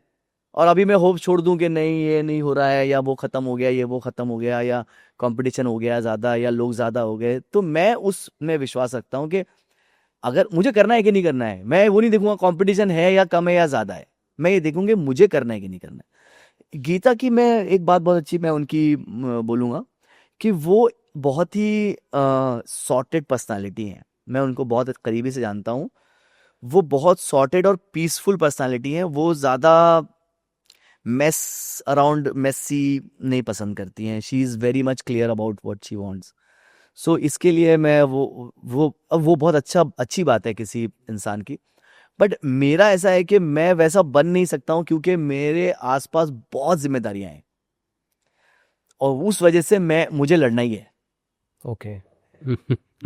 ठीक है। लेकिन चैलेंजेस हैं, जैसे कि अब अगर उस तरह से आप जा रहे हो, एक पोजीशन है जैसे आप कोरियोग्राफर हो, उसके आगे क्या आप देखते हो? क्योंकि बहुत सारे लोग जब इस फील्ड में आते हैं तो वो भी अपने स्टेप बाय स्टेप देखते रहते हैं, तो आप जब इस स्टेप पे जहाँ आप हैं, इसके आगे की राह क्या दिखाती है एज अ कोरियोग्राफर, या जो इस फील्ड में आने चाहते हैं, आप अगर उनके लिए बता सके। देखिए, मैं जो लोग आना चाहते हैं वो लोग सबसे पहले तो ये शॉर्ट टर्म वाला जो रास्ता है उसको ना अपनाएं, उसको थोड़ा सीखें। और दूसरी चीज़ है, अगर तुमको शॉर्ट टर्म में करना भी है तो दूसरों की थोड़ी सी इज्जत भी करें। और मैंने देखा है कि हर कोई जब कोरियोग्राफर बन रहा है होता है तो उसके दिमाग में आता है कि वो एक डायरेक्टर बन गया है। क्या है ये, शॉट लगाओ, कैमरा लगाओ इधर, बॉयज गर्ल्स डांसर्स। तो मैं समझता हूँ कि वो चीज़, आप जब फिल्म इंडस्ट्री में नए नए आते हो ना, तो आपको ये हिट करती है, थोड़ी आपको बताती है कि आप बड़े हो। तो मैं उनको यही कहना चाहता हूँ कि आप बड़ा मत समझो अपने आप। आपको जब भी ये हिट करे ना, आप हाथ थू फेंक दो उसको कि मैं बड़ा बड़ा नहीं हूँ भाई, मेरे को तो आता ही नहीं कुछ भी, मेरे को तो बहुत सीखना है। तो आपको जब भी ये हिट करे, आप उसको हटा दो साइड में। क्योंकि ये हिट होते होते होते होते होते होते अचानक से एक दिन ऐसा होता है कि आप बस यूं ही रहते हो और फिर आपको नीचे का कुछ दिखता नहीं है और पूरा मामला खराब हो रहा होता है। तो वह ये नए लोगों को ये बहुत चीज़ें आई हैं इनके पास कि इनको ऐसा लगता है कि हम अभी वो हो गए हैं। अभी मेरी किसी ने मुझे बताया कि किसी ने उनकी टीम में उनके असिस्टेंट्स को कहा कि तुम लोग मेरे सेट पे आओगे तो रील नहीं बनाना, एक्टर्स के साथ में वीडियो नहीं बनाना। तो मैंने बोला उसको, मेरे दोस्त ही वो भी कोरियोग्राफर हैं, तो मैंने बोला क्यों? बोला भाई, इन लोग है ना शूट पे आते हैं और मेरे असिस्टेंट बन के और हीरोइन के साथ, हीरो के साथ अपना वो वीडियो रिकॉर्ड कर लेते हैं और बाद में ये लोग इंस्टाग्राम पे डालते हैं या सोशल मीडिया पे डालते हैं, ये बता के कि हमने कोरियोग्राफ किया है, हम कोरियोग्राफर थे। तो आप सोचो, इनको कुछ भी मेहनत नहीं करनी पड़ती है। जो जो छोटे मोटे जो नए आए हुए खिलाड़ी होते हैं, उनको लगता है सही में ये कोरियोग्राफर है इन गाने के, तो वो पूछते भी नहीं, चेक भी नहीं करते, वो इनको गाना दे देते हैं। तो आप तो जिस तरह से बोला ना गीता जी ने कि एक भीड़, वो ऐसे भीड़ हुई है वो। तो उस वजह से क्या होता है कि अननेसेसरीली क्वालिटी कॉम्प्रोमाइज हो रही है, इंडस्ट्री में अच्छी चीजें नहीं पैदा हो रही। तो वो उसने मना कर दिया कि मेरे सेट पे कोई रील नहीं बनाएगा। तो आप सोचिए, ऐसा भी तो शॉर्टकट मारना चाहते हैं लोग। Very nice. ठीक है मुझे सर, अब मैं कुछ नाम लूँगा, आपके जो भी उनके साथ एक्सपीरियंसेस हैं प्लीज़ मुझे बताइएगा, ठीक है? स्टार्ट करते हैं। पुनीत पाठक। पुनीत पाठक। पुनीत पाठक एक बहुत ही इंटेलिजेंट इंसान है। मैं उसको इतना इंटेलिजेंट समझता हूँ कि मैं उससे डरता हूँ कभी कभार। मैं उसको बोलता हूँ, मेरा भाई तेरी कुछ बहुत दिमाग है, बहुत दिमाग है, माशाल्लाह बहुत इंटेलिजेंट है। और मेरा एक्सपीरियंस उसके साथ बहुत अच्छा है क्योंकि हमने एक रियलिटी शो में एक सीज़न जज किया है और बहुत हमने मस्तियाँ की हैं और we have a good bonding. I feel बहुत अच्छा इंसान है। मर्जी। मर्जी। मर्जी एक बहुत अच्छा दोस्त की तरह है। गालियों से स्वागत करता है वो मेरा हमेशा। जब भी उसको फ़ोन करता हूँ तो पहला वर्ड गाली देता है, फिर डार्लिंग बोलता है। और काफ़ी उसको भी मेरा पास्ट भी पता है और बहुत अच्छे से, क्योंकि हमने काफ़ी रियलिटी शो में हमने साथ में जजिंग करी थी और वह दोस्ती भी है। और शामक सर के अलावा साथ में भी मेरी उनके साथ वहाँ से भी मेरी दोस्ती है मर्जी की। तो वो बहुत अच्छा बॉन्ड है मेरा और मर्जी का। आई थिंक वो बोलते हैं ना बहुत लंबे टाइम से दोस्ती है, वैसी है मेरी मर्जी की। फिरोज खान। वो ये एक बड़े भाई की तरह हमेशा मुझे देखते हैं, छोटे भाई की तरह मुझे छोटा भाई समझते हैं। और मतलब सर कैसे हो, वालेकुम सलाम, कैसे हो और खैरियत है, वो उर्दू बोलते हैं एकदम। और खैरियत है सब, हाँ माशाल्लाह, अच्छा लग रहा है माशाल्लाह, क्या कर रहे हो, बहुत अच्छा बेटा तो वो मुझे एक बड़ा भाई के नाते इस तरह मुझे इज लाइक दैट। मिथुन दा। वो लाइक अ फादर फिगर। बीच में मैंने उनको बताया था कि मैं फिल्म करने वाला हूँ, तो मुझे बोले आओ मुझे नरेट कर फिल्म। तो मैं उनको मिलने वाला हूँ, फिल्म नरेट करने वाला हूँ। अच्छा, ओके। तो ये फ्यूचर प्रोजेक्ट है आपका? हाँ, अभी स्क्रिप्ट पे चल रहा है काम। पहले मैं एक्चुअली मैं 2-2.5 साल से कर रहा हूँ इस पे काम। पहले मैंने हॉरर पे किया काम, फिर कहीं पे आके मैं अटक गया, तो 8 महीने बाद मैंने और मैं हमारी टीम ने बोला कि यार नहीं, यहाँ पे कुछ अटक रहा है मामला, ये चीज़ यहाँ पे पब्लिक बोलेगी ऐसा क्यों। फिर मैंने बोला ठीक है, तो फिर हमने उसको ड्रॉप किया। मैंने बोला यार मेरे को जो पसंद है वो करते हैं, फिर कॉमेडी पे आ गए। तो अब हम कॉमेडी पे काम कर रहे हैं। ओके, मुझे लगा कुछ ABCD जैसा कुछ प्लान आपका बिल्कुल नहीं, है। बिल्कुल नहीं, बाप रे बाप, बिल्कुल नहीं, बिल्कुल नहीं, बिल्कुल नहीं। वो जो एबीसीडी बनी है वो इतनी अच्छी बनी है, अब वो दोबारा बना के मैं वो मेरा नैया डुबाना नहीं चाहूंगा मैं। तो वो इतनी अच्छी रेमो सर ने बना दी है, मेरे को आई एम सॉरी, मैं वो नहीं कर पाऊंगा उतना अच्छे से। हाँ, मगर मैं एक डांस फिल्म एआई में बना रहा हूँ, जो मैं अभी तक 10 मिनट पे पहुंचा हूँ। जब भी वक्त मिलता है तो मैं बैठ जाता हूँ, मैं वो बना रहा हूँ। और वो पूरी 2.5 घंटे की है, सारे गाने वाने सब है उसमें। वो डांस की लगान बोल सकते हैं आप, बाहुबली ऐसा। अच्छा, कुछ बड़ी, ऐसा होने हाँ वाला है। बड़ी है, बहुत बड़ी है वो। It's not ABCD type, it's not a hip hop film, but it's very much connected to India, but it is something else. बहुत ही अच्छी कहानी है, महाराष्ट्र की एक गांव की कहानी है, बहुत अच्छी है ऐसे। हाँ, वो मैंने लिखी थी लॉकडाउन में। जब लॉकडाउन में मुझे हाँ था कि क्या करूँगा फ्यूचर में, तो मैंने तब वो फिल्म लिखी पूरे लॉकडाउन में। ओके, जय भानुशाली। जय भानुशाली भी अच्छा दोस्त कह सकते हैं। और जब भी मिलता है तो मेरी खिंचाई करता है, तो आई थिंक। और हमेशा हम लोग फ्लाइट में बहुत मिलते हैं, तो हमेशा फ्लाइट के एक अच्छे साथी बन जाते हैं। कभी कुछ शोज होता है ना, तो फ्लाइट में हमेशा नसीब से जय भानुशाली मिल जाते हैं, या वो भी उस शो के हिस्सा होते हैं। और हमारा नसीब बहुत, तकदीर बहुत ऐसे मिलती रहती है, तो हम एक दूसरे को हमेशा मिलते रहते हैं। कोई पीछे से आके पकड़ लेता है, आंख बंद कर लेता है, तो बहुत ही मस्तीखोर है। उनकी फैमिली भी बहुत प्यारी है माशाल्लाह। ये DID के दौरान की जो दोस्तियाँ हैं, ये लाइफ लॉन्ग रहे? देखिए, कोई भी दोस्ती जो है वो लाइफ लॉन्ग ही रहती है, बस आप मिल नहीं पाते हो या बात नहीं कर पाते हो। आप मिलने नहीं पाए या बात नहीं कर पाए, इसका मतलब ये नहीं कि वो दोस्ती टूट गई है। अभी कितने वक्त से मैं कितने लोगों से मिला नहीं हूँ, बातचीत नहीं हो पाई है, बट इसका मतलब ये नहीं कि वो दोस्ती टूट गई है। जिंदगी में मेरी मजबूरियां होती हैं। अभी मेरे लाइफ में मेरा जो प्रायोरिटी है वो मेरी वाइफ है। अब उससे पहले बहुत सारी प्रायोरिटीज थी, जो एक से बढ़कर एक जिम्मेदारियां, एक से बढ़कर सब है। अब ये हो गया कि अब भाई सबसे ऊपर ये है, बाकी सब इसके नीचे, ऐसा हो गया। तो मुझे ये बताइए ना कि जैसे कि शो की बात करते हैं, तो जब भी कोई रियलिटी शो होता है टीवी पे, कहीं ना कहीं इसके ऊपर स्क्रिप्टेड एंड ऑल सारी चीज़ें, जैसे DID को लेकर भी ये सारी चीज़। तो मुझे बताइए कि ऐसे शो में क्या पॉसिबल है किसी तरह की स्क्रिप्टिंग या इस तरह की चीज़ें हो पाना?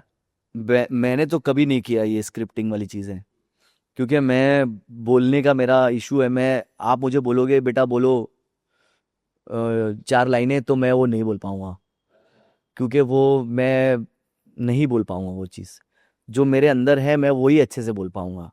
कि मैं इतना अच्छा एक्टर नहीं हूँ कि मैं वो 4 लाइनें बोल लूँ और अंदाज से वैसे वैसे। एक बार ऐसे, आइए मेरे शो में, मेरा शो देखिए, आपने जो किया बेहतरीन परफॉर्मेंस किया, आग लगा दी स्टेज पे, और स्टेज तोड़ के आपने चुकना चूर कर दिया, कट। नेक्स्ट लाइन क्या है भाई? मैं नहीं बोल पाऊंगा ये। जो मेरे मन में आएगा, ये आपने अच्छा किया, क्योंकि मैं डांसिंग, मैंने कोरियोग्राफी की है, मैंने कोई एक्टिंग नहीं की है। तो मैं डांसिंग देखूंगा तो मैं बता पाऊंगा कि ये कितनी गलतियां हैं, ये क्या है, ये किस तरह है, वो है, बस वही मैं बोल पाऊंगा। और अगर बहुत से बहुत मजाक कर पाऊंगा, क्योंकि मैंने जिंदगी में मजाक ही किया है, हमेशा मस्ती की है, तो मैं मस्ती कर पाऊंगा या कुछ चुटकुले कर पाऊंगा। पर वो स्क्रिप्ट वाली चीज तो नहीं हो पाएगी मुझसे, तो मैं कर ही नहीं पाऊंगा वो स्क्रिप्ट की चीजें। एक कोई फिल्म में किसी ने बुलाया मुझे, बोला भाई ये फिल्म में ना जजिंग करनी है आपको। फिल्म के लास्ट में ना बंदा जो होता है वो डांसर रहता है, तो वो कोई शो में पार्टिसिपेट करता है, वहाँ पे 3 जज रहते हैं। तो एक मैं था और 2 और जज थे। तो बोले आप बीच में रहोगे, मेन जज रहोगे। तो मैं बोला ठीक है, तो मेरे को लगा जजिंग करनी है। मैं वहाँ पे गया तो देखा तो एक्शन। मैंने बोला क्या भाई? बोला सर ये डायलॉग्स। मैंने बोला डायलॉग क्यों? बोला सर ये तो, बोला सर ये मेरी फिल्म है। मैंने क्या बात कर रहा है? बोला सर फिल्म में ये सीन है जहाँ पे ये पूरा होता है। तो मेरे को इतनी डिफिकल्टी हुई वो डायलॉग्स बोलने में। मैंने उसको बोला यार ये मेरे से नहीं हो रहा है ये। तो फिर मैंने उसने बोला अपने अपने हिसाब से आप करो। So I think dance India dance was a very honest show. It was fully original. क्या कभी किसी कंटेस्टेंट्स को लेके जजेस बायस्ड हो जाते थे, ऐसी चीज़ें होती? होते हैं, मेरे को ये पसंद है, मुझे इसकी परफॉर्मेंस अच्छी लग रही है, आपको नहीं अच्छी लग रही है, कोई बात नहीं, मुझे अच्छी लग रही है, मुझे चाहिए ये, तो अब उसमें वो भी हो जाता है, तू मैं भी हो जाती है, नहीं मुझे तो ये चाहिए। कितना ऑर्गेनिक रहता है ये सब? 100% ऑर्गेनिक रहता है, 100%। मेरे को ये पसंद है, मैं इसको निकालने नहीं दूंगा। तो उसमें वोटिंग सिस्टम होता है, 5, 3 जजेस, एक चैनल, एक क्रिएटिव, 5 में से 3 वोट मिल गए, वो बंदे वो आ गया हुआ। तो अब 5 में से 3 वोट चाहिए होते हैं किसी को भी, तो ये तो एकदम नॉर्मल बात है, एकदम ऑनेस्ट चीज़ है ये तो। अभी हम तीनों को पसंद आ गया, वो चैनल को नहीं पसंद आया, क्रिएटिव को नहीं पसंद आया, कोई फर्क नहीं पड़ता, 3 जो वोट मिल गए उनको, तो सेलेक्ट है वो। को जजेस के साथ जब बहस होती है, सारी चीज़ होती है, तो आप अपने कंटेस्टेंट्स को लेके कितना प्रोटेक्टेड रहते हैं कि नहीं यार मुझे आगे ले जाना है? तो आप क्या लेवल रहता है आपका, मतलब किस? डांस को देखने का आपका क्या नजरिया है वो इम्पोर्टेंट है। हम्म। मैंने अपनी जिंदगी में डांसिंग को इस तरह से देखा है, तो मैं जब इसको देख रहा हूं तो मुझे इसके अंदर पोटेंशियल लग रहा है कि ये आगे बढ़ सकता है, ये Right. देश का सितारा बन सकता है। तुमको लग रहा है नहीं बन सकता है, तो अब मुझे तो मेरे एक्सपीरियंस के हिसाब से लग रहा है, लेकिन मैं राइट हूं इसका मतलब ये नहीं कि तुम रॉन्ग हो, तुम्हारी एजुकेशन के हिसाब से तुम उसको नजरिया दे रहे हो, तो तुम्हारे हिसाब से नहीं लग रहा है, लेकिन तुम भी राइट ही हो, क्योंकि कोई तुम्हारा रिश्तेदार नहीं जो तुम उसको, मेरा कोई रिश्तेदार नहीं जो मैं पसंद कर रहा हूं। हम बस एक बेस्ट डांसर को बनाने में हम लोग आपस में वो कर रहे हैं, लड़ाइयां कर रहे हैं कि कौन बेस्ट जीते, तो वो अच्छी चीज रहती है वो डिबेट करना। ओके। शो के दौरान फन एलिमेंट के तौर पे कई चीज़ें डाली जाती है, जैसे इशिता के साथ आपका डाला गया था, हाँ वो क्या था पूरा? यार वो क्या बताऊं, वो अचानक से इन लोगों ने बोला कि वो लड़की आई एक्चुअली, वो इशिता, वो बहुत पुरानी बात है वो, ये तो मतलब काफी साल हो गए उसको, वो आई ऐसे चलते हुए, और मैंने कहा तो ऐसा कुछ तो सीटी बजाई दी मैंने, तो वो तभी की बात है, वो उसके बाद इन लोगों ने पकड़ लिया कि मुदस्सर ने सीटी बजा दी, ये वो, अब इन लोगों ने मेरे उसके जोड़ दिए। अब वो इतना हो गया कि लोगों ने मेरी मम्मी को पूछा क्या हुआ भाई, इशिता के साथ शादी वादी कर रहा है कि नहीं कर रहा है। मैंने बोला मम्मी क्या हो गया है आप लोगों को, नहीं नहीं बेटा मैं नहीं पूछ रही हूँ, लोग पूछ रहे हैं। मैंने बोला मम्मी वो लड़की ऑलरेडी शादीशुदा है, ये तो शो में खाली मजाक चल रहा है, मुझे चैनल को बोलना पड़ा कि ये मत करो, बोले नहीं करने दो, अच्छा चल रहा है। माने ही नहीं मेरी बात, बोले नहीं नहीं मुदस्सर अच्छा चल रहा है करो, हम तो करेंगे, हम तो छेड़ेंगे। और मिथुन दा और छेड़ते थे, दादा और छेड़ते थे, तो वो बहुत अच्छा एक फन एलिमेंट बन गया। काफी बार ऑफेंसिव भी हो जाता था, मेरे को बुरा लग जाता था, उसको बुरा लग जाता था, और बहुत मतलब कभी कभार चैलेंजिंग हो जाता था वो। लेकिन फिर वो ऐसा होता है कि वो उसी उसी दौर में अच्छा था वो। अभी तो मतलब होता तो भी कुछ, मैं वो स्मार्ट हो गया हूँ, मैं रिएक्ट करता ही नहीं मैं ऐसे। हाँ बचपने का जैसा था वो पूरा, कि हाँ थोड़ा एक जवानी में, एक टीन एज में, हाँ मतलब ऐसा एक क्यूट मोमेंट है, दोनों का क्यूट मोमेंट है, और वो चल रहा है, और शो भी चल रहा है इनकी दोनों की, वो भी नोक झोंक भी, मस्ती भी चल रही है एक, और पेपी लव बोलते हैं ना, वो चल रहा है। अभी तो मामला ही कुछ और है भैया। अब तो सवाल ही नहीं उठता। अब तो बिल्कुल नहीं। मैंने ही खुद हम्म। उसको नजरिया बदलना पड़ता है, बहुत हार्ड है, बहुत हार्ड है।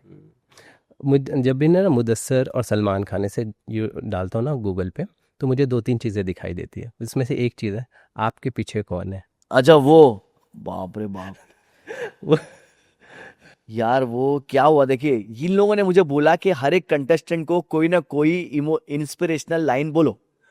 मैं बोला ठीक है भाई, चलो कुछ सोचता हूं मैं। तो उस दिन सलमान सर आ गए, तो एक कंटेस्टेंट आया, मैंने बोला यार हर एक को कुछ ना कुछ बोलना पड़ेगा, तो मैंने इसको ये बोल दिया कि अब क्या होता है मैं आपको बताता हूँ।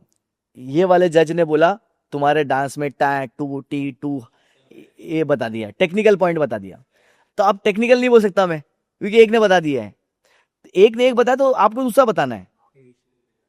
तो मैं बोला, तो फिर मेरा तीसरा नंबर था, ऐसा कुछ था। तो मैंने फिर मेरी बाजू वाली ने बोल दिया कि तुम्हारे बैकग्राउंड की बात कर दी, तुम्हारे घर वाले क्या, ये वो पर्सनल, वो भी हो गया। अब बच्चा कुछ लास्ट में फिर मेरे को फिर यही है कि मेरे को कुछ दिमाग चलाना पड़ेगा कि कुछ इंस्पिरेशनल बोलूं जिससे इनका अच्छा चले, अच्छी बात उसको लगे।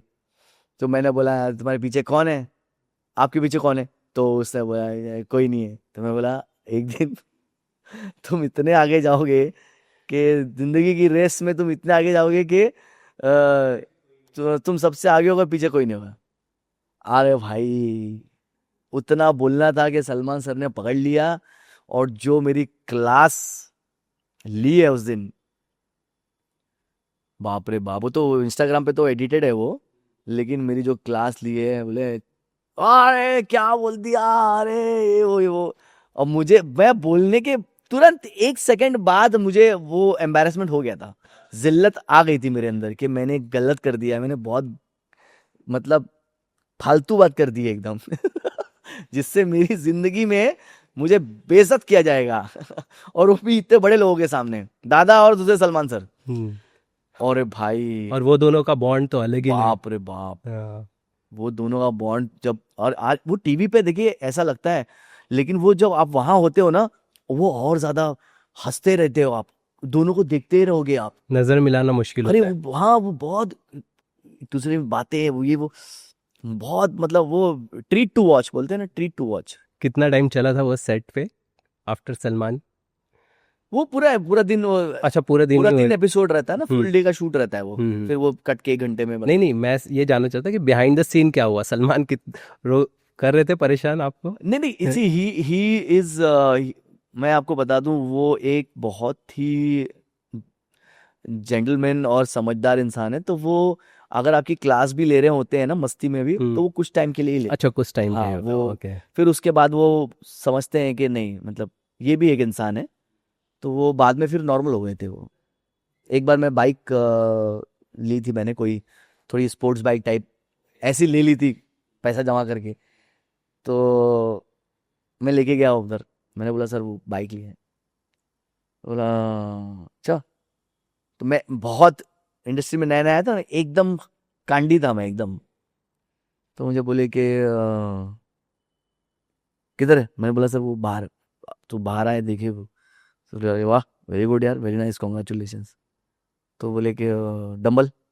मैंने बोला डंबल, जिम में जा 2 डंबल लेके आ। मैं बोला ठीक है। तो मेरे को लगा कुछ अभी मजाक करेंगे। मैं बोला सर क्यों? बोले पैर में बांध के चलाना, नहीं तो उड़ जाएगा अरे यार। तो थोड़ा उस टाइम के लिए थोड़ा मजाक करते हैं वो ऐसे। हम्म। बट ही जो जिनको पसंद करते हैं ना, हम्म। उससे ज्यादा मजाक करते हैं। अच्छा। ये मैंने देखा है, जिसको वो, खास करके जिनको पसंद करते हैं उनसे मजाक करते हैं। नहीं तो वो नॉर्मल नहीं रहते, हाँ दिखाओ ये क्या है, ठीक है, ओके। लेकिन सलमान, उनकी पूरी फैमिली बहुत अमेजिंग है। चाहे सोहेल की बात करें, अरबाज की बात करें, सलीम साहब की बात करें, या सबसे अमेजिंग बात, पूरी की पूरी सब बात अच्छी है, लेकिन सबसे अमेजिंग बात वो ये है, जो कि आप कभी भी दोपहर के दौरान अगर आप चले गए, हम्म। आप खाली पेट वापस नहीं आ सकते हो। हाँ, ये चीज़ तो मैंने भी सुना है। आप खाना आपको, ये मैं मेरी जिंदगी में मैं कभी नहीं भूल सकता हूँ। चाहे आप जो भी हो, चाहे आप कोरियोग्राफर हो, चाहे आप कोई एक्टर हो, चाहे आप कोई कोई नौकर हो, सभी, मतलब 150-200 लोगों का खाना बनता है वहाँ पे दोपहर में। चाहे कोई भी टाइम पे जाओ आप, कोई भी खाने के टाइम पे चले जाओ आप, he will not, he will on, it's not के उनके लोग, बल्कि वो खुद, काम हो गया, लाइक ओके सर, खाना खाए, खाना खा के, he will be always like food का, या is always like that. I think वो बहुत ही एक बड़ी इंसानियत होती है कि आपके घर कोई आया, आप उनको खाना खिला के भेजो। वो चीज़ सबसे ज़्यादा प्यारी है, सबसे खूबसूरत है। अच्छा, मन्नत पे भी आपने जिक्र किया था, मुझे बताइए कभी एसआर के उस पूरे कन्वर्सेशन में आप लोगों के साथ होते थे? नहीं, I think he was, mostly he was not the part of that. But finally जब वो प्रोडक्ट को हम रेडी कर लेते थे, मैं कैसे करता था, मैं कोई भी गाने को पहले एआई में, पहले तो हम बिना एआई के ही बनाते थे रेफरेंस। अब मैं एआई में उसको रेफरेंस बनाता हूँ कोई भी गाने का। तो एआई में वो मैं एक गाने के ऊपर पिक्चर्स और वीडियोस लगा देता हूँ कि ऐसा ऐसा होगा। तो हम पहले ही उसको एक वो बना देते हैं, एक रेफरेंस वीडियो। और फिर पूरी डिस्कशन होने के बाद, और फिर वो वीडियो जो है हमने एक बार शाहरुख सर को दिखाया था उनकी वैनिटी में। तो वो भी एक मेरे लिए बहुत ही सीखने का वो था, कि जहाँ पर वो बैठे थे और मैं और आर्यन हम अंदर गए, और आर्यन ने सर को बोला कि वो बात कर रहे थे, तो वो रुका हुआ था और मैं भी ऐसा बैठा हुआ हूँ और वो फ़ोन पे थे। तो उसने तब तक उनको नहीं पूछा तब तक जब तक वो ये साइड उन्होंने फेस नहीं किया। तो जब उन्होंने इधर किया तो उन्होंने बोला कि सर, सर बोला उसने, "ये सर, वो हमने वो सॉन्ग का एक बनाया है, आपको दिखाना चाहते हैं।" तो उन्होंने बोला हाँ हाँ, तो दिखाओ। तो मुदस्सर दिखाया, तो मैंने फिर वो बड़ी सी वैनिटी में टीवी थी और उस पे लगाया मैंने वीडियो, और उन्होंने देखा, वो देख रहे हैं देख रहे हैं देख रहे हैं, और हाँ, वेरी गुड, नाइस नाइस। जाते वक्त फिर सब सर पे हाथ वाथ सब रखा और बाय बोल। तो एक और छोटा सा मैंने अलग से शूट किया था मोबाइल से, जो हम उसको प्रीवियस बोलते हैं। तो हमने वो प्रीवियस शूट किया हुआ था कि शूटिंग से पहले क्या हो, पहले यहाँ पे ही कर लो पूरा असिस्टेंट के साथ में, ताकि वहाँ पे प्रॉब्लम ना हो, मालूम पड़ जाए। तो वो हमने प्रीवियस एक किया था, तो मैंने बोला वो आर्यन वो भी दिखा दे क्या? तो उसने बोला हाँ वो, एक मिनट। तो उसने बोला कि सर, अगर आपके पास टाइम है तो एक और वीडियो दिखा सकते हैं क्या? मैंने बोला यार, मतलब मैं उधर रेडी, एक और देखिए। राइट।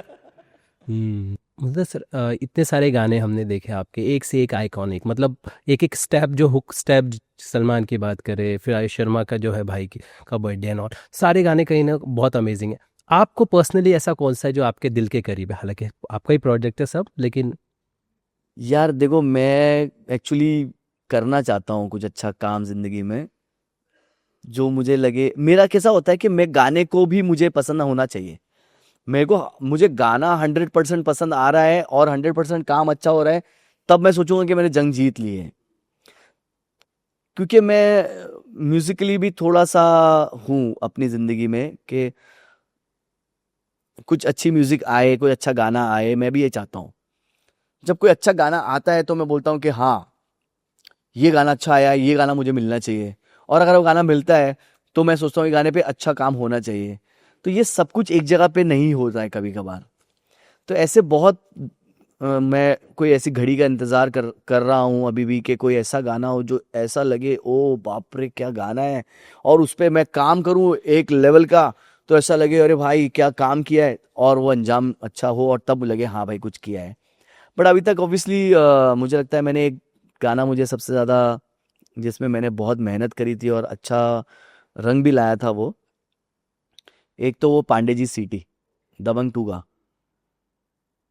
वो गाना किस तरह शूट होना है, किस तरह मैं उस कोरियोग्राफी दिखनी है, वो बताने के लिए मैंने अपनी कुछ चीज़ें बेचकर मैंने एक डमी शूट किया, डमी डांसर्स को बुला के, और डांसर्स को बुलाकर शूट किया, और 2.5-3 लाख रुपया खर्चा किया उसमें। उस वक्त मेरे लिए मतलब कैसे करूं ये वाली सिचुएशन थी। तो कहीं पर मैंने शूट किया। कुछ लोगों ने पूछा भाई कौन सी शूटिंग चल रही है, तो मैंने बोला भाई कोई भोजपुरी गाना है, क्योंकि वो वैसे ही था यूपी स्टाइल का। तो मैंने बोला भोजपुरी गाना कोरियोग्राफ कर रहा हूँ, ताकि वो लीक ना हो गाना। वो गाना शूट किया मैंने, उसको प्रोफेशनली एडिट करवाया, फिर वो गाना जाकर सलमान सर को मैंने दिखाया। बोलते ये क्या है? मैंने बोला ये पांडे जी सिटी है, इस तरह कुछ मैं प्लान कर रहा हूँ। ये तूने शूट कर लिया? बोला हाँ सर, आपको दिखाने के लिए एक सैंपल बनाया है। He was very excited, is okay let's shoot, ऐसे। तो वो बहुत मेहनत लगी उस गाने में। और चिन्नी प्रकाश जो हैं कोरियोग्राफर, तब तक ऐसा था कि मुदस्सर अभी और सीखेगा थोड़ा, और अभी भी और सीखना थोड़ा है। तो he was there with me in that film to help me out with the framing and everything. तो he was there in that film, Chinni ji. Chinni ji is another legendary choreographer. तो वो मैं कोरियोग्राफ करके मैंने सब सेट वेट करता था, वो आके देखते थे हाँ ये ऐसा ठीक है, इधर कैमरा लगाओ, इधर लगाओ, इधर लगाओ, ऐसे। फिर उसके बाद से फिर मैंने बोला अब नहीं, अब मैं खुद ही करूँगा। फिर मैंने कितने गाने मैंने छोड़े भी इंडस्ट्री में। लोगों ने बोला अरे भाई ये गाना है, फलाना फलाना गाना करो, डायरेक्टर कोई और रहेगा गाने का और तुम कोरियोग्राफ करो। मैंने बोला नहीं भाई, मैं ही करूँगा अभी, हाँ मैं ही करूँगा। मैंने जिद पकड़ ली, मैं ही करूँगा। मैंने किया ही नहीं उसके बाद। मैंने बोला करूँगा ही नहीं मैं, क्योंकि फिर क्या हो गया था पता है? ये असिस्टेंट कोरियोग्राफर था, ऐसा हो गया था। लोगों को ये लगने लग गया था कि हाँ वो गाने में तुम असिस्टेंट कोरियोग्राफर थे ना, तो मैं बोला इसकी वजह से ये ऐसा नाम खराब हो रहा है, अच्छा अच्छा अच्छा। तब से फिर मैंने, फिर वो म्यूजिक वीडियो आ गए। अब म्यूजिक वीडियो आ गए तो फिर वो म्यूजिक वीडियो में लोगों ने बोला भाई वो फलाना म्यूजिक वीडियो डायरेक्टर जो है वो दिल्ली से आए हुए हैं, वो पंजाबी म्यूजिक वीडियो करते हैं, उन्होंने बुलाया आपको, तो करोगे उनके गाने? मैं बोला नहीं भाई, मैं खुद ही करूँगा, खुद ही डायरेक्ट करूँगा, खुद ही कोरियोग्राफ करूँगा। तो वो शुरुआत में थोड़े थोड़े सीखने सीखने वाले हुए, फिर बाद में मतलब आ गया। किसी ने मुझे बोला था ना, ये सब टेक्निकलिटी, ये सब कैमरा, ये सब लाइटिंग, ये सब किसी के बाप की जागीर नहीं है, ये कल किसी और के पास है, आज किसी और के पास है, कल तुम्हारे पास होगी, ऐसा बोला था किसी ने मुझे। तो बात मुझे उसकी याद थी। उसने मुझे बोला था तुम्हारा जो आर्ट है ना, वो तुम्हारी ओरिजिनलिटी है, वो नहीं हो सकती, वो सीखना पड़ता है। पर ये तो क्या है, तुम थोड़ा प्रैक्टिस करोगे, थोड़ा आ जाएगा। इंडस्ट्री में मुझे ये बताइए कि कोरियोग्राफर जो है, मतलब इनकी ये पूरी जो कम्युनिटी है या जो यूनियन, इनको आप क्या समझते हैं, क्या इनके लिए बेटरमेंट के लिए क्या चीज़ें जो अभी आपको लग रहा है कि अभी हैं और ये बेटरमेंट के लिए चीज़ें होनी चाहिए?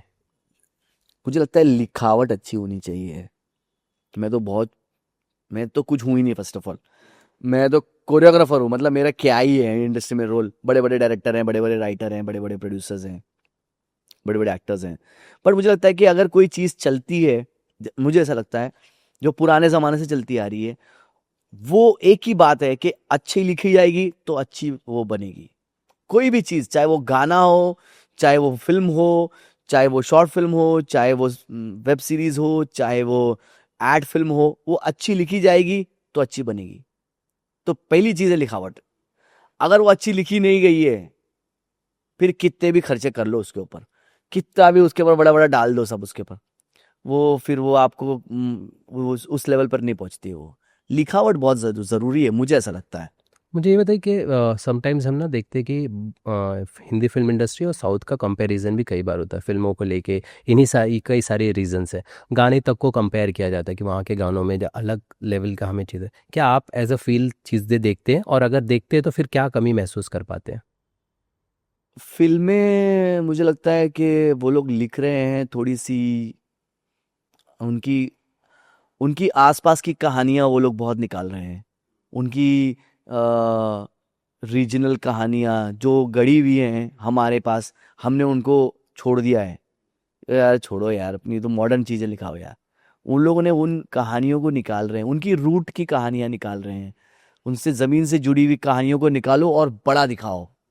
वो चीज़ें बहुत चल रही हैं। हम लोगों ने क्या किया है, हम लोगों ने हमारी रूट की कहानियां दिखा चुके हैं पहले। मदर इंडिया हम सब पहले दिखा चुके हैं, जो बहुत बेस्ट चीज़ है, वो किसी उससे बेटर कुछ भी नहीं है। लेकिन अभी के दौर में हमारे पास अभी वो मसाला नहीं है, तो हम लोग इसलिए वो चीज़ें वहां पर उस तरह पसंद की जा रही हैं, क्योंकि वो बहुत ही अर्धी चीज़ें वो लोग दिखा रहे हैं, और हमारी अर्धी चीज़ें हमने दिखा चुके हैं। तो मुझे लगता है कि और अर्धी चीज़ों को हमें टटोलना पड़ेगा, हमारे कल्चर को और निकालना पड़ेगा, कि हमारे कलर को, हमारी व्हाट यू से इन मराठी, वेशभूषा को लाना पड़ेगा। तो थोड़ा सा मुझे लगता है उसकी वजह से काफ़ी इम्प्रूवमेंट होगा, rather than going Hollywood. I think अपने को अभी बॉलीवुड पे थोड़ा वर्क करना पड़ेगा, ऐसा मुझे लगता है। मैं बहुत छोटा इंसान हूँ, बट ऐसा मुझे लगता है। गानों में डिफरेंस आप समझ? गानों में भी लिखावट, वही, अच्छा। लिखो अच्छा तो बनेगा अच्छा। ओके। लिखेगा गाना, देखिए म्यूजिक, भाई क्या म्यूजिक, क्या इंस्ट्रूमेंट नहीं है आज हमारे पास? कौन सा म्यूजिकल इंस्ट्रूमेंट नहीं है? कौन से अच्छे स्टूडियो नहीं है? मेरे को बताइए, कौन से टॉप लेवल स्टूडियो नहीं है? लिखावट, गाने की मेरे को बोल आप बता दो, अभी आपको कौन सा गाना आपने सुना 2 दिन पहले जिसके बोल आपको याद हो? अच्छा। किधर याद रहता है? बोल याद रहेगा मतलब बोल याद हो जाए बस। मुझे तो वो लिखावट अच्छी होती तो बोल याद रहते हैं। बहुत कम गाने हैं, ऐसे नहीं कि कुछ गाने अच्छे बनते भी हैं जिसके बोल याद रहते हैं। बोल याद रहते हैं तो गाना याद रहता है। हर कोई भी गाना देख लीजिए, चाहे वो मॉडर्न गाना क्यों ना हो, बलम पिचकारी अभी भी याद रहता है लोगों को, लिखा अच्छा गया है। राइट। कोई भी सॉन्ग, चाहे वो मॉडर्न हो चाहे वो रोमांटिक हो। जैसे वो गाना आप देखिए, कोई भी गाना आप देख लीजिए, जैसे वो हम तेरे बिन कहीं रह नहीं सकते, तेरे बिना क्या वजूद मेरा, लिखा अच्छा गया है तो याद है। मैं तो, आपने बोला तो मैं तो 2 दिन से मैं लूप में सांसों की माला सुन रहा हूँ नुसरत साहब को। बट आई एम टॉकिंग मैं अबाउट नाउ डेज सॉन्ग। मैं बता रहा हूँ, वही आपने कहा तो मैं उस जोन में चला गया, मतलब मैं तो 2 दिन से ये सुन रहा हूँ, मैं कैसे बता पाऊँ।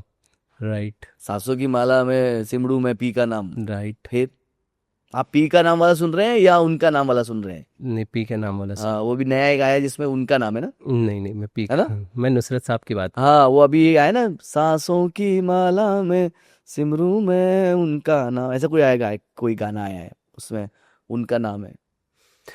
Okay Mudassir, thank you so much, thanks हमने अ लॉट। बहुत सारी बातें की।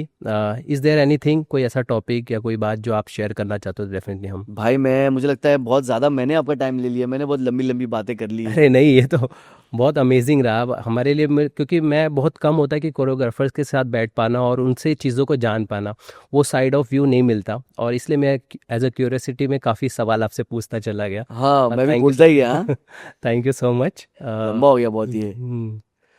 बट आई होप कि आप जो प्लान कर रहे हो डेफिनेटली हमें चीज़ें वैसे देखने को मिले, और सक्सेस जिस तरह देखिए, से। प्लान तो इंसान का काम क्या है, उम्मीद करना कि आज नहीं तो कल ऐसा होगा। उसको पूरा करने का काम तो आपका नसीब ही बताता है। तो बस वो है कि वो नसीब में होगा तो करेंगे, नहीं तो कुछ और भी करेंगे जिंदगी में, है कि नहीं? अच्छा, मुझे ना एक चीज़ आपको पूछना था, बीबीसी से रिलेटेड आपकी कुछ मेमोरीज है, बोरीवली बिरयानी सेंटर?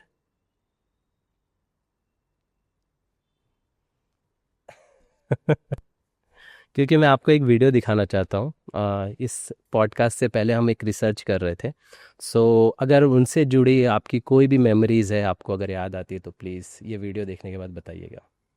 हेलो बिट्टू, मुदस्सर खान, कैसे हो भाई? पहचाने के नहीं मुझे? और काफी तरक्की कर रहे हो, अच्छी बात है। कभी हमें भी याद करो। और मैं 2 दिन पहले बोरीवली बिरयानी सेंटर गया था बिरयानी खाने के लिए, तो आपको बहुत याद कर रहा था कि हम लोग कितना खाते थे वहाँ पर, क्लासेस होने के बाद एंजॉय करते थे, और फिर उसके बाद मूवी भी देखने जाते थे। एनीवे बिट्टू, और ऑल द बेस्ट, और thank you for everything. See you, bye bye. Bijan sir, ये बिजन सर कहाँ मिल गया आपको यार? क्या मेमोरीज हैं इनके साथ? एक्चुअली मैं इनके पास काम करता था, इनकी डांस क्लासेस बोरीवली में बहुत जगह पे क्लासेस थी, तो मैं वहाँ पे असिस्टेंट था इनका, बच्चों को सिखाता था। तो वो जब क्लासेस खत्म हो जाती थी तो ये आते थे और फिर हिसाब किताब होता था, और हम बीबीसी जाते थे, बोरीवली बिरयानी सेंटर, स्टेशन पे जो थी पहले ओरिजिनल बोरीवली स्टेशन पे सबसे पहले बनी जो है, वो बहुत ही पथरीले रास्ते से सीढ़ी से होते हुए ऊपर एकदम बंजर सा मकान है, उसके अंदर डेग से निकाल के बिरयानी बनाते थे वो लोग। एंड वो बिरयानी तो मतलब वो थी ओरिजिनल बिरयानी जो बनती थी, वो Borivali BBC Borivali biryani centre, Borivali station के पास, तो वहाँ हम खाने जाते थे।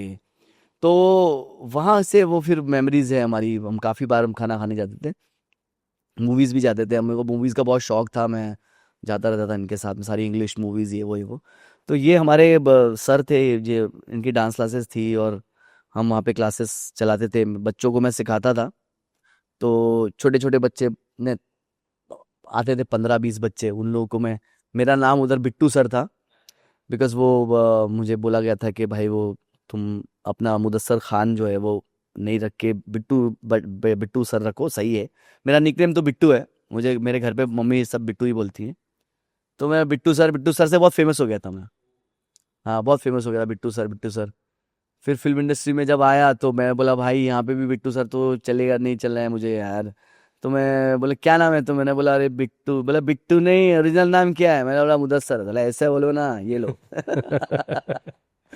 Very nice. Okay, thank you thank so you, much Mudassar, thank you so बहुत मच। अच्छा लगा आपसे बात करके। Same, thank you thank so you. Much.